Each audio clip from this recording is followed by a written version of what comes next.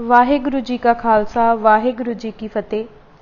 Punjabi audio book YouTube channel सुन रहे सारे ਸਰੋਤਿਆਂ ਨੂੰ मेरे ਸੁਤੰਤਰ कौर ਵੱਲੋਂ प्यार भरी सत श्री अकाल। ਅੱਜ ਅਸੀਂ गदरी बाबे कौन सन किताब का अगला भाग पढ़न जा रहे हाँ। पन्ना नंबर 237। अंतिका नंबर 1। बाबा सोहन सिंह भकना ਵੱਲੋਂ भाई परमानंद लाहौर की सिखां नाल ईरखा बारे सख्त टिप्पणी। भाई परमानंद अपनी लिखी हिंदू संगठन नामी किताब के 147वें पन्ने पर पहले लाहौर साजिश केस के मुखबरां बारे इउं लिखते ने। लाहौर साजिश 1915 के पहले मुकदमे विच 80 कू आदमी फड़े गए सन, जिन्हां विच 20 कू हिंदू सन अते बाकी सिख सज्जन सन। सिर्फ एक मुसलमान सी, पर वो फड़े जाण तो पहला ही मुखबर बन गया सी। सिखां विचों पुलिस ने सिर्फ 14 सज्जनां नूं ही वादा माफ गवाह बनाउणा पसंद कीता। जे पुलिस चाहुंदी तां कई होर भी वादा माफ गवाह बनन लई तैयार हो जांदे। हिंदुआं विचों सिर्फ एक वादा माफ बनिया। पुलिस दे सिर तोड़ यत्नां पर भी ओह सच्चाई तो बहुत घट इधर उधर होया। एक होर हिंदू गभरू सी जो इकेरा वादा माफ गवाह बन गया। उसने एक होर आदमी विरुद्ध यह बयान दे के गिरफ्तार करवा दिता कि मैं उस पासों पिस्तौल लिया सी। पर जदों ओह आदमी सामने आया तां उसने अपने पहले बयान तो उक्का ही सिर फेर दिता। यह एक हिंदू गभरू का दिल है जो यह फैसला कर सकता है कि उसनूं अपना आप बचाउण खातर दूजे किसे नूं बली दे बूथे नहीं देना चाहिए। अव्वल तां पहले मुकदमे विच सिर्फ 10 हिंदू सन, जिन्हां विचों 2 बरी कीते गए सन अते बाकी 8 नूं वख-वख सजावां होईयां सन। उन्हां 10 विचों 2 नहीं 3 मुखबर सन, एक अमर सिंह राजपूत अते 2 होर जो पुलिस विच अपने बयान दे चुके सन।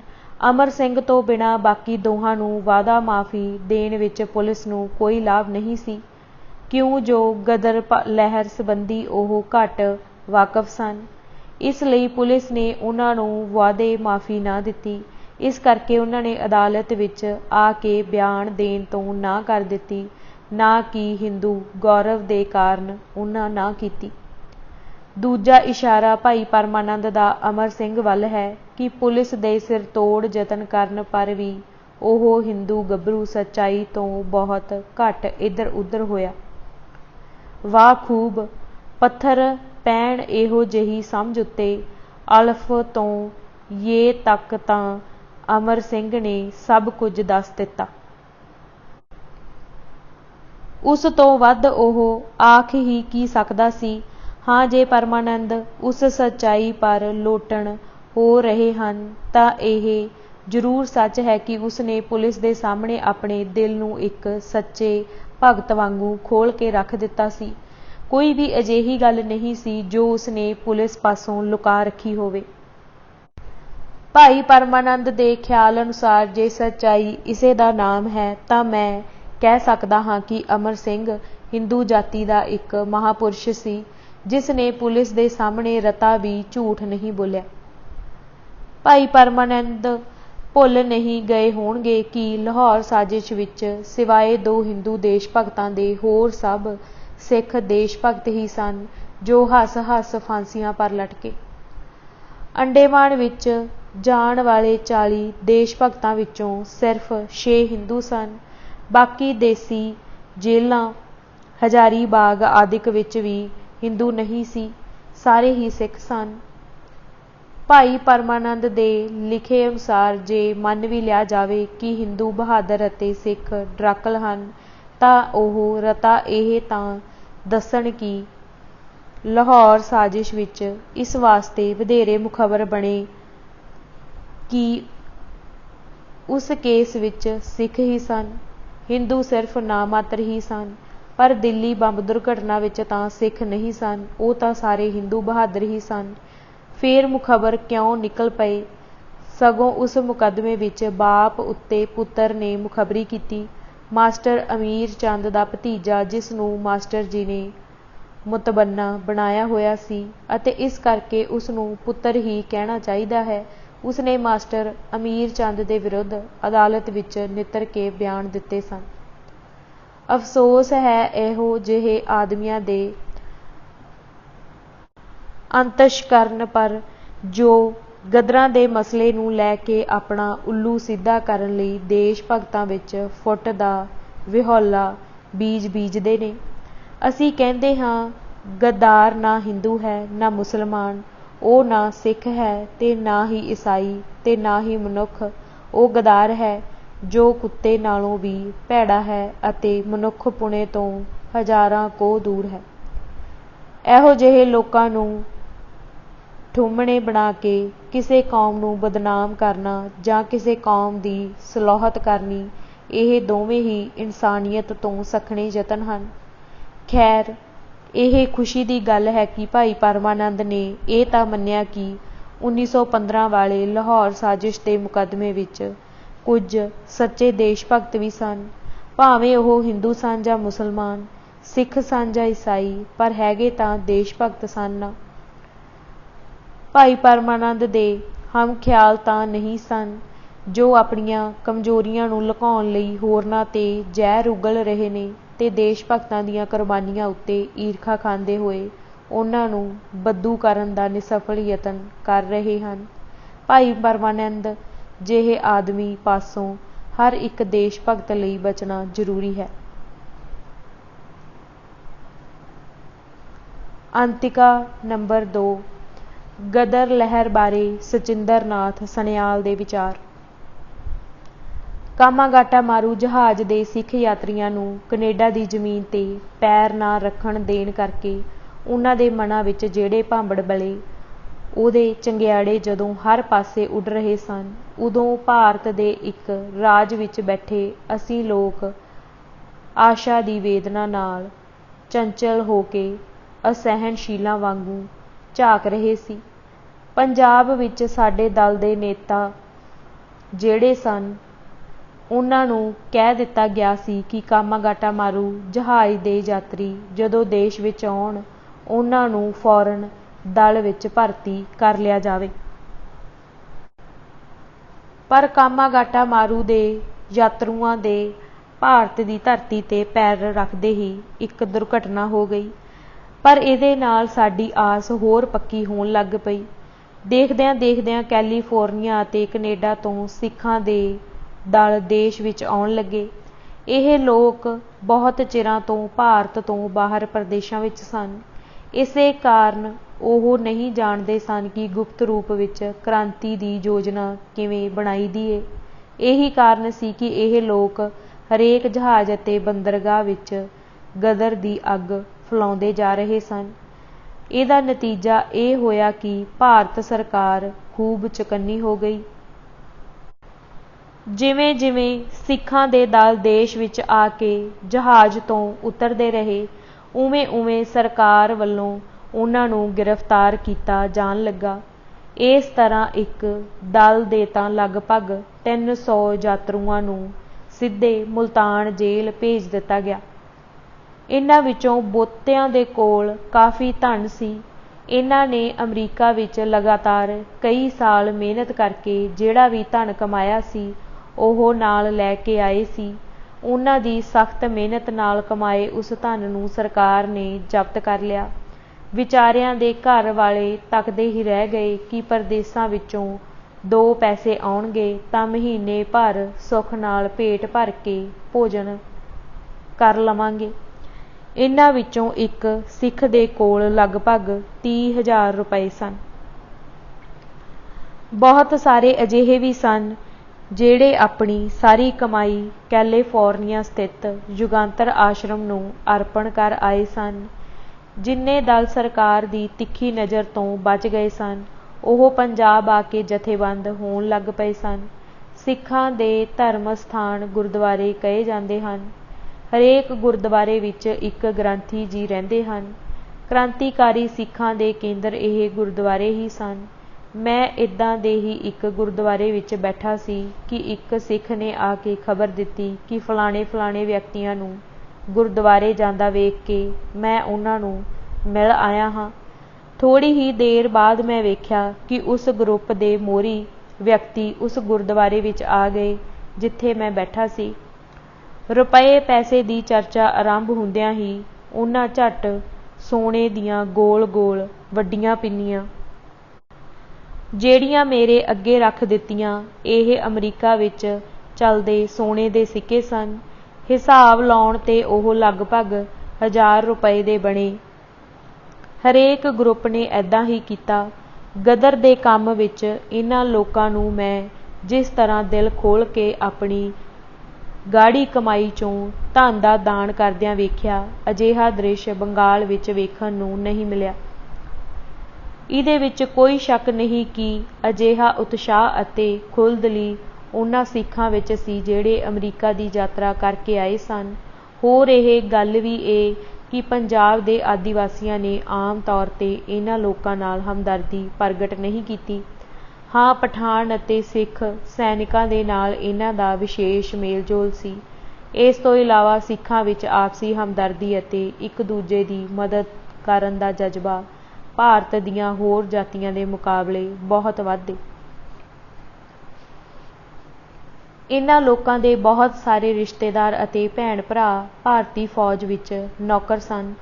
ਦੇਸ਼ ਵਿੱਚ ਆਉਂਦਿਆਂ ਹੀ ਇਹਨਾਂ ਲੋਕਾਂ ਨੇ ਫੌਜੀਆਂ ਨਾਲ ਗੁਪਤ ਗੱਠਜੋੜ ਕਰਨਾ ਸ਼ੁਰੂ ਕਰ ਦਿੱਤਾ। ਉਸ ਸਮੇਂ ਬੰਗਾਲ ਨਾਲ ਪੰਜਾਬ ਦਾ ਸੰਬੰਧ ਜੁੜਿਆ। ਹੋਰ ਕਈ ਗੁਣ ਹੋਣ ਦੇ ਬਾਵਜੂਦ ਪੰਜਾਬ ਦੇ ਲੋਕਾਂ ਵਿੱਚ ਸੰਗਠਨ ਸੰਬੰਧੀ ਉੱਦਾਂ ਦੀ ਯੋਜਨਾ ਨਹੀਂ ਸੀ ਜਿੱਦਾਂ ਦੀ ਬੰਗਾਲ ਵਾਲਿਆਂ ਵਿੱਚ ਸੀ। ਬੰਗਾਲ ਨਾਲ ਉਹਨਾਂ ਦਾ ਸਹਿਯੋਗ ਹੋ ਜਾਣ 'ਤੇ ਬੜੇ ਚੰਗੇ ਢੰਗ ਨਾਲ ਕੰਮ ਹੋਣ ਲੱਗ ਪਿਆ। ਉੱਤਰੀ ਭਾਰਤ ਦੀਆਂ ਲਗਭਗ ਸਾਰੀਆਂ ਛਾਉਣੀਆਂ ਵਿੱਚ ਸਾਡੇ ਦਲ ਦੇ ਬੰਦੇ ਆਉਣ ਲੱਗ ਪਏ। ਉੱਤਰ ਪੱਛਮੀ ਖੇਤਰ ਦੇ ਬੰਨੂ ਤੋਂ ਲੈ ਕੇ ਦਾਨਾਪੁਰ ਤੱਕ ਕੋਈ ਵੀ ਛਾਉਣੀ ਬਚੀ ਨਹੀਂ ਰਹੀ। ਸਾਰੀਆਂ ਹੀ ਰੈਜੀਮੈਂਟਾਂ ਨੇ ਵਚਨ ਦਿੱਤਾ ਸੀ ਕਿ ਪਹਿਲਾਂ ਉਹ ਲੋਕ ਕੁਝ ਨਹੀਂ ਕਰਨਗੇ। ਹਾਂ, ਗਦਰ ਸ਼ੁਰੂ ਹੋ ਜਾਣ 'ਤੇ ਉਹ ਅਵੱਸ਼ ਹੀ ਕ੍ਰਾਂਤੀਕਾਰੀਆਂ ਨਾਲ ਮਿਲ ਜਾਣਗੇ। ਸਿਰਫ ਲਾਹੌਰ ਅਤੇ ਫਿਰੋਜ਼ਪੁਰ ਦੀਆਂ ਰੈਜੀਮੈਂਟਾਂ ਨੇ ਪਹਿਲਾਂ ਕੰਮ ਸ਼ੁਰੂ ਕਰ ਦੇਣਾ ਮੰਨਿਆ ਸੀ। ਸ਼ੁਰੂ ਵਿੱਚ ਸਰਕਾਰ ਸਮਝ ਨਹੀਂ ਸਕੀ ਕਿ ਕ੍ਰਾਂਤੀਕਾਰੀ ਇੰਨੀ ਡੂੰਘੀ ਨੀਂਹ ਨਾਲ ਕੰਮ ਕਰ ਰਹੇ ਹਨ। ਸਿੱਖ ਦਲ ਦੀ ਜਾਣ ਪਹਿਚਾਣ। ਇਸ ਦਲ ਦੇ ਮੈਂਬਰ ਕੋਈ ਘੱਟ ਨਹੀਂ ਸਨ। ਉੱਤਰੀ ਅਮਰੀਕਾ ਅਤੇ ਕੈਨੇਡਾ ਤੋਂ ਵੱਖੋ ਵੱਖਰੇ ਦਲਾਂ ਵਿੱਚ ਲਗਭਗ 6-7 ਹਜ਼ਾਰ ਸਿੱਖ ਦੇਸ਼ ਵਿੱਚ ਵਾਪਸ ਆਏ ਸਨ। ਪਰ ਸੰਨ 1914 ਦੇ ਇਨਗ੍ਰੈਸ ਆਰਡੀਨੈਂਸ ਐਕਟ ਅਨੁਸਾਰ ਵਧੇਰੇ ਲੋਕ ਜੇਲ੍ਹ ਵਿੱਚ ਧੱਕ ਦਿੱਤੇ ਗਏ ਸਨ ਅਤੇ ਹੋਰ ਵੀ ਬਹੁਤ ਸਾਰੇ ਨਜ਼ਰਬੰਦ ਕਰ ਦਿੱਤੇ ਗਏ ਜਿਹੜੇ ਆਪਣਾ ਪਿੰਡ ਛੱਡ ਕੇ ਕਿਤੇ ਆ ਜਾ ਨਹੀਂ ਸੀ ਸਕਦੇ। ਜਿਹੜੇ ਲੋਕ ਨਜ਼ਰਬੰਦ ਸਨ ਉਹਨਾਂ ਨੂੰ ਕ੍ਰਾਂਤੀਕਾਰੀ ਕਾਰਜਾਂ ਵਿੱਚ ਸਹਾਇਤਾ ਕਰਨ ਦਾ ਕੋਈ ਵਿਸ਼ੇਸ਼ ਮੌਕਾ ਨਹੀਂ ਲੱਭਿਆ ਕਿਉਂਕਿ ਸੂਰਜ ਡੁੱਬਣ ਅਤੇ ਸੂਰਜ ਚੜ੍ਹਨ ਦੇ ਵਿਚਕਾਰ ਇਹਨਾਂ ਨੂੰ ਆਪਣੇ ਘਰ ਵਿੱਚ ਮੌਜੂਦ ਰਹਿਣਾ ਹੁੰਦਾ ਸੀ।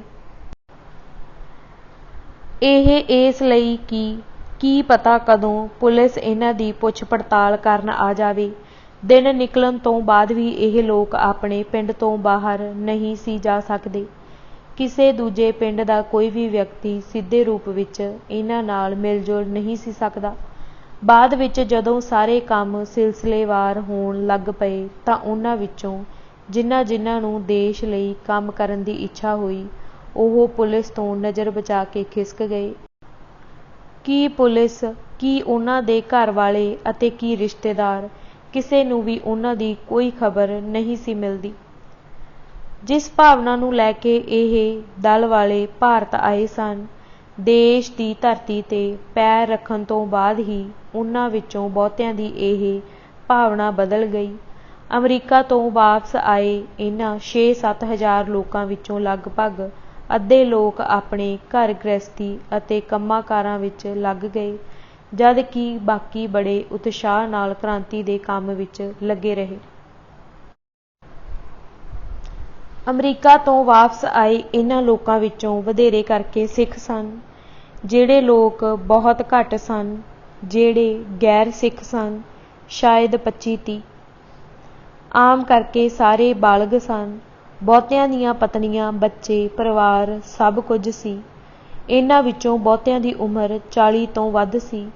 ਕਈ ਤਾਂ ਬਜ਼ੁਰਗ ਸਨ। ਭਾਈ ਨਿਧਾਨ ਸਿੰਘ, ਭਾਈ ਸੋਹਣ ਸਿੰਘ, ਭਾਈ ਕਾਲਾ ਸਿੰਘ, ਭਾਈ ਕੇਹਰ ਸਿੰਘ, ਇਹਨਾਂ ਵਿੱਚੋਂ ਕਿਸੇ ਦੀ ਵੀ ਉਮਰ 50 ਤੋਂ ਘੱਟ ਨਹੀਂ ਸੀ। ਸਿੱਖਾਂ ਵਿੱਚ ਅਥਾਹ ਜੋਸ਼ ਅਤੇ ਹੌਸਲਾ ਸੀ।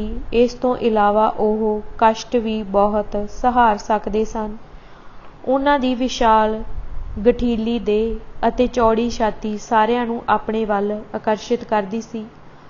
ਉਹਨਾਂ ਦੇ ਮੁੱਛਾਂ ਅਤੇ ਦਾੜ੍ਹੀ ਨਾਲ ਸਜੇ ਚਿਹਰੇ ਨੂੰ ਦੇਖ ਕੇ ਹੀ ਕਈਆਂ ਦਾ ਦਿਲ ਦਹਿਲ ਜਾਂਦਾ ਸੀ।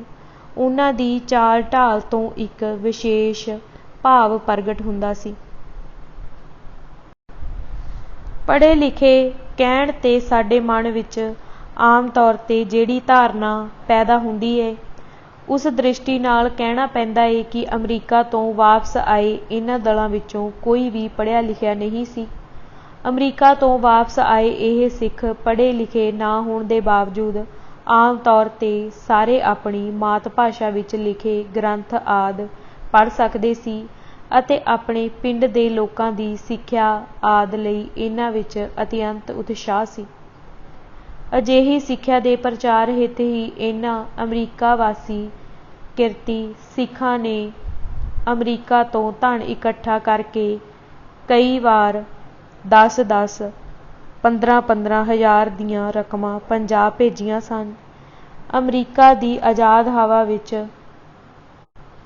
ਰਹਿਣ ਅਤੇ ਚੰਗੀ ਆਮਦਨ ਹੋਣ ਕਰਕੇ ਉਹਨਾਂ ਵਿੱਚ ਆਤਮ ਸਨਮਾਨ, ਮਰਿਆਦਾ ਅਤੇ ਸਵੈ ਵਿਸ਼ਵਾਸ ਦੀ ਮਾਤਰਾ ਬਹੁਤ ਵੱਧ ਗਈ ਸੀ। ਇਹਨਾਂ ਨੇ ਅਮਰੀਕਾ ਵਿੱਚ ਰਹਿੰਦਿਆਂ ਵੀ ਆਪਣੇ ਪਹਿਰਾਵੇ ਅਤੇ ਸੱਭਿਆਚਾਰ ਨੂੰ ਨਹੀਂ ਸੀ ਛੱਡਿਆ। ਬਹੁਤੇ ਤਾਂ ਆਪਣੇ ਹੱਥ ਨਾਲ ਭੋਜਨ ਬਣਾ ਕੇ ਖਾਇਆ ਕਰਦੇ ਸਨ।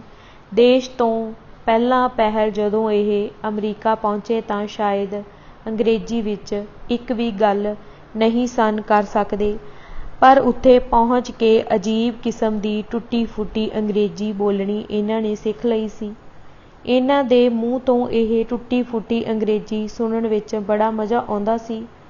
ਅਮਰੀਕਾ ਵਿੱਚ ਅਜਿਹੀ ਅੰਗਰੇਜ਼ੀ ਬੋਲ ਕੇ ਹੀ ਇਹ ਆਪਣੀ ਭਾਵਨਾ ਪ੍ਰਗਟ ਕਰਦੇ ਸਨ ਅਤੇ ਵਧੀਆ ਅੰਗਰੇਜ਼ੀ ਨਾ ਜਾਣਨ ਕਰਕੇ ਇਹਨਾਂ ਦੇ ਕੰਮ ਵਿੱਚ ਕਿਸੇ ਤਰ੍ਹਾਂ ਦੀ ਕੋਈ ਰੁਕਾਵਟ ਨਹੀਂ ਸੀ ਪੈਂਦੀ। ਨਾਲੇ ਇਹਨਾਂ ਨੇ ਪੈਸਾ ਵੀ ਚੰਗਾ ਕਮਾ ਲਿਆ ਸੀ। ਸਭ ਤੋਂ ਵੱਡੀ ਗੱਲ ਇਹ ਸੀ ਕਿ ਆਪਣੇ ਅਮਰੀਕਾ ਵਿੱਚ ਪ੍ਰਵਾਸ ਦੇ ਦੌਰਾਨ ਇਹਨਾਂ ਨੇ ਭਾਰਤ ਨਾਲ ਆਪਣਾ ਸੰਪਰਕ ਨਹੀਂ ਸੀ ਤੋੜਿਆ। ਇਹ ਕਰਦੇ ਤਾਂ ਅਮਰੀਕਾ ਵਿੱਚ ਮਜ਼ਦੂਰੀ ਸਨ, ਪਰ ਇਹ ਜਾਣਨ ਲਈ ਸਦਾ ਬੇਚੈਨ ਰਹਿੰਦੇ ਸਨ ਕਿ ਆਪਣੇ ਦੇਸ਼ ਵਿੱਚ ਕਿੱਥੇ ਕੀ ਹੋ ਰਿਹਾ ਹੈ। ਉਸ ਸਮੇਂ ਬੰਗਾਲ ਵਿੱਚ ਨਵ ਜਾਗਰਣ ਦੀ ਲਹਿਰ ਨੇ ਜਿਸ ਤਰ੍ਹਾਂ ਭਾਰਤ ਦੇ ਹੋਰਨਾਂ ਰਾਜਾਂ ਵਿੱਚ ਦੇਸ਼ ਭਾਵਨਾ ਦੀ ਤਰੰਗ ਪੈਦਾ ਕਰ ਦਿੱਤੀ ਸੀ, ਉਸੇ ਤਰ੍ਹਾਂ ਉਹਦਾ ਹੁਲਾਰਾ ਦੂਰ ਤੱਕ ਅਮਰੀਕਾ ਵਿੱਚ ਬੈਠੇ ਭਾਰਤੀਆਂ ਦੇ ਦਿਲਾਂ ਵਿੱਚ ਆਇਆ ਸੀ। ਜਦੋਂ ਭਾਰਤ ਵਿੱਚ ਗਦਰ ਦੀਆਂ ਚੰਗਿਆੜੀਆਂ ਹੌਲੀ-ਹੌਲੀ ਚਾਰੇ ਪਾਸੇ ਉੱਡ ਰਹੀਆਂ ਸਨ ਤਾਂ ਅਮਰੀਕਾ ਵਿੱਚ ਕੁਝ ਭਾਰਤੀਆਂ ਦੇ ਦਿਲਾਂ ਵਿੱਚ ਉਹ ਭਾਂਬੜ ਵਾਂਗ ਮਚ ਰਹੀਆਂ ਸਨ। ਇਸੇ ਸਮੇਂ ਭਾਈ ਕਰਤਾਰ ਸਿੰਘ ਨਾਮ ਦਾ ਇੱਕ ਨੌਜਵਾਨ ਇਹਨਾਂ ਵਿੱਚ ਆ ਕੇ ਸ਼ਾਮਿਲ ਹੋ ਗਿਆ। ਇਹ ਉੜੀਸਾ ਵਿੱਚ ਰੇਵੇਨਸ਼ਾ ਕਾਲਜ ਦੀ ਪਹਿਲੀ ਸ਼੍ਰੇਣੀ ਦੀ ਪੜ੍ਹਾਈ ਸਮਾਪਤ ਕਰਕੇ ਵਿਸ਼ੇਸ਼ ਕਾਰਨਾਂ ਕਰਕੇ ਅਮਰੀਕਾ ਚਲਿਆ ਗਿਆ ਸੀ। ਹਾਲਾਂਕਿ ਇਹ ਸਿੱਖਾਂ ਵਿੱਚ ਸਭ ਤੋਂ ਘੱਟ ਉਮਰ ਦੇ ਸਨ, ਪਰ ਫਿਰ ਵੀ ਮੈਂ ਇਹਨਾਂ ਦੇ ਹੇਠ ਕਿੰਨੇ ਹੀ ਵੱਡੀ ਉਮਰ ਦੇ ਸਿੱਖਾਂ ਨੂੰ ਵੀ ਕੰਮ ਕਰਦਿਆਂ ਵੇਖਿਆ। ਇਹਨਾਂ ਨੇ ਆਪਣੀ ਵਿਚਾਰਧਾਰਾ ਨਾਲ ਮੇਲ ਰੱਖਣ ਵਾਲੇ 1-2 ਵਿਅਕਤੀਆਂ ਦੀ ਸਹਾਇਤਾ ਨਾਲ ਇੱਕ ਪੱਤਰ ਕੱਢਣ ਦਾ ਨਿਸ਼ਚਾ ਕੀਤਾ। ਇਸੇ ਸਮੇਂ ਪੰਜਾਬ ਦੇ ਪ੍ਰਸਿੱਧ ਦੇਸ਼ ਭਗਤ ਲਾਲਾ ਹਰਦਿਆਲ ਭਾਰਤ ਵਿੱਚ ਕ੍ਰਾਂਤੀ ਕਰਨ ਦੀਆਂ ਸਾਰੀਆਂ ਆਸਾਂ ਛੱਡ ਕੇ ਅਮਰੀਕਨ ਸੋਸ਼ਲਿਸਟਾਂ ਦੇ ਨਾਲ ਨੇੜਤਾ ਬਣਾਉਣ ਦੇ ਯਤਨ ਕਰ ਰਹੇ ਸਨ। ਕਰਤਾਰ ਸਿੰਘ ਅਤੇ ਉਹਦੇ ਮਿੱਤਰ ਇਸ ਮੌਕੇ 'ਤੇ ਹਰਦਿਆਲ ਸਿੰਘ ਕੋਲੋਂ ਅਜਿਹਾ ਪੱਤਰ ਪ੍ਰਕਾਸ਼ਿਤ ਕਰਨ ਦਾ ਪ੍ਰਸਤਾਵ ਲੈ ਕੇ ਹਾਜ਼ਰ ਹੋਏ। ਹਰਦਿਆਲ ਤਾਂ ਅਜਿਹੇ ਸੋਹਣੇ ਮੌਕੇ ਦੀ ਭਾਲ ਵਿੱਚ ਸਨ। ਉਹਨਾਂ ਖੁਸ਼ੀ-ਖੁਸ਼ੀ ਇਸ ਕੰਮ ਨੂੰ ਹੱਥ ਵਿੱਚ ਲੈ ਲਿਆ। ਇਸ ਤਰ੍ਹਾਂ ਗਦਰ ਨਾਮ ਦੇ ਪ੍ਰਸਿੱਧ ਅਖਬਾਰ ਦਾ ਪ੍ਰਕਾਸ਼ਨ ਸ਼ੁਰੂ ਹੋ ਗਿਆ ਅਤੇ ਹੌਲੀ-ਹੌਲੀ ਇਸੇ ਨੇ ਗਦਰ ਪਾਰਟੀ ਦਾ ਸੰਗਠਨ ਕਰ ਦਿੱਤਾ। ਕੈਲੀਫੋਰਨੀਆ ਦਾ ਯੁਗਾਂਤਰ ਆਸ਼ਰਮ ਹੀ ਇਹਦਾ ਕੇਂਦਰ ਸਥਾਨ ਸੀ। 20ਵੀਂ ਸਦੀ ਦੇ ਮਹਾਭਾਰਤ, ਪਹਿਲੇ ਵਿਸ਼ਵ ਯੁੱਧ 1914 ਤੋਂ 1999 ਦੇ ਸ਼ੁਰੂ ਹੋਣ ਤੋਂ ਪਹਿਲਾਂ ਤੱਕ ਭਾਰਤੀ ਕ੍ਰਾਂਤੀਕਾਰੀਆਂ ਦਾ ਦਲ ਇਹ ਸਮਝ ਹੀ ਨਹੀਂ ਸਕਿਆ ਕਿ ਅੰਗਰੇਜ਼ਾਂ ਨਾਲ ਜਰਮਨੀ ਦਾ ਵਿਰੋਧ ਇੰਨੀ ਜਲਦੀ ਪੈਦਾ ਹੋ ਜਾਵੇਗਾ। ਇਹਨਾਂ ਦੀ ਕ੍ਰਾਂਤੀ ਦੀ ਤਿਆਰੀ ਵੀ ਇਸ ਢੰਗ ਨਾਲ ਹੋ ਰਹੀ ਸੀ ਜਿਵੇਂ 10-15 ਸਾਲਾਂ ਤੱਕ ਅਸਲ ਗਦਰ ਸ਼ੁਰੂ ਹੋਵੇਗਾ। ਇਹੀ ਕਾਰਨ ਏ ਕਿ ਇਹ ਲੋਕ ਮਹਾਯੁੱਧ ਛਿੜਨ ਸਮੇਂ ਕ੍ਰਾਂਤੀ ਲਈ ਪੂਰੀ ਤਰ੍ਹਾਂ ਤਿਆਰ ਨਹੀਂ ਸਨ। ਇਸ ਤੋਂ ਇਲਾਵਾ ਹੁਣ ਤੱਕ ਦੇ ਕ੍ਰਾਂਤੀਕਾਰੀ ਦਲਾਂ ਨਾਲ ਭਾਰਤ ਤੋਂ ਬਾਹਰਲੇ ਕਿਸੇ ਵੀ ਕ੍ਰਾਂਤੀਕਾਰੀ ਦਲ ਨਾਲ ਜ਼ਿਕਰਯੋਗ ਸੰਬੰਧ ਨਹੀਂ ਸੀ। ਇਹਦਾ ਨਤੀਜਾ ਇਹ ਹੋਇਆ ਕਿ ਜਦੋਂ ਅਮਰੀਕਾ ਵਿੱਚੋਂ ਕ੍ਰਾਂਤੀਕਾਰੀਆਂ ਦੇ ਦਲਾਂ ਦੇ ਦਲ ਭਾਰਤ ਆਉਣ ਲੱਗੇ ਤਾਂ ਭਾਰਤ ਵਸਦੇ ਕ੍ਰਾਂਤੀਕਾਰੀ ਉਹਨਾਂ ਨਾਲ ਦਿਲ ਖੋਲ੍ਹ ਕੇ ਸਹੀ ਸਮੇਂ 'ਤੇ ਸ਼ਾਮਿਲ ਨਹੀਂ ਹੋ ਸਕੇ। ਜੇਕਰ ਅਜਿਹਾ ਮਿਲਣ ਹੋ ਜਾਂਦਾ ਤਾਂ ਭਾਰਤ ਦਾ ਨਕਸ਼ਾ ਅੱਜ ਕੁਝ ਹੋਰ ਹੀ ਹੁੰਦਾ। ਅਮਰੀਕਾ ਵਿੱਚ ਪ੍ਰਵਾਸੀ ਹੋਏ ਕ੍ਰਾਂਤੀਕਾਰੀਆਂ ਦੀ ਸਮਝ ਵਿੱਚ ਇਹ ਨਹੀਂ ਆਇਆ ਸੀ ਕਿ ਅੰਗਰੇਜ਼ਾਂ ਨਾਲ ਜਰਮਨੀ ਦਾ ਯੁੱਧ ਛੇਤੀ ਹੀ ਛਿੜ ਜਾਵੇਗਾ। ਇਸ ਕਾਰਨ ਉਹਦੀ ਤਿਆਰੀ ਹੋਰ ਹੀ ਢੰਗ ਨਾਲ ਹੋ ਰਹੀ ਸੀ।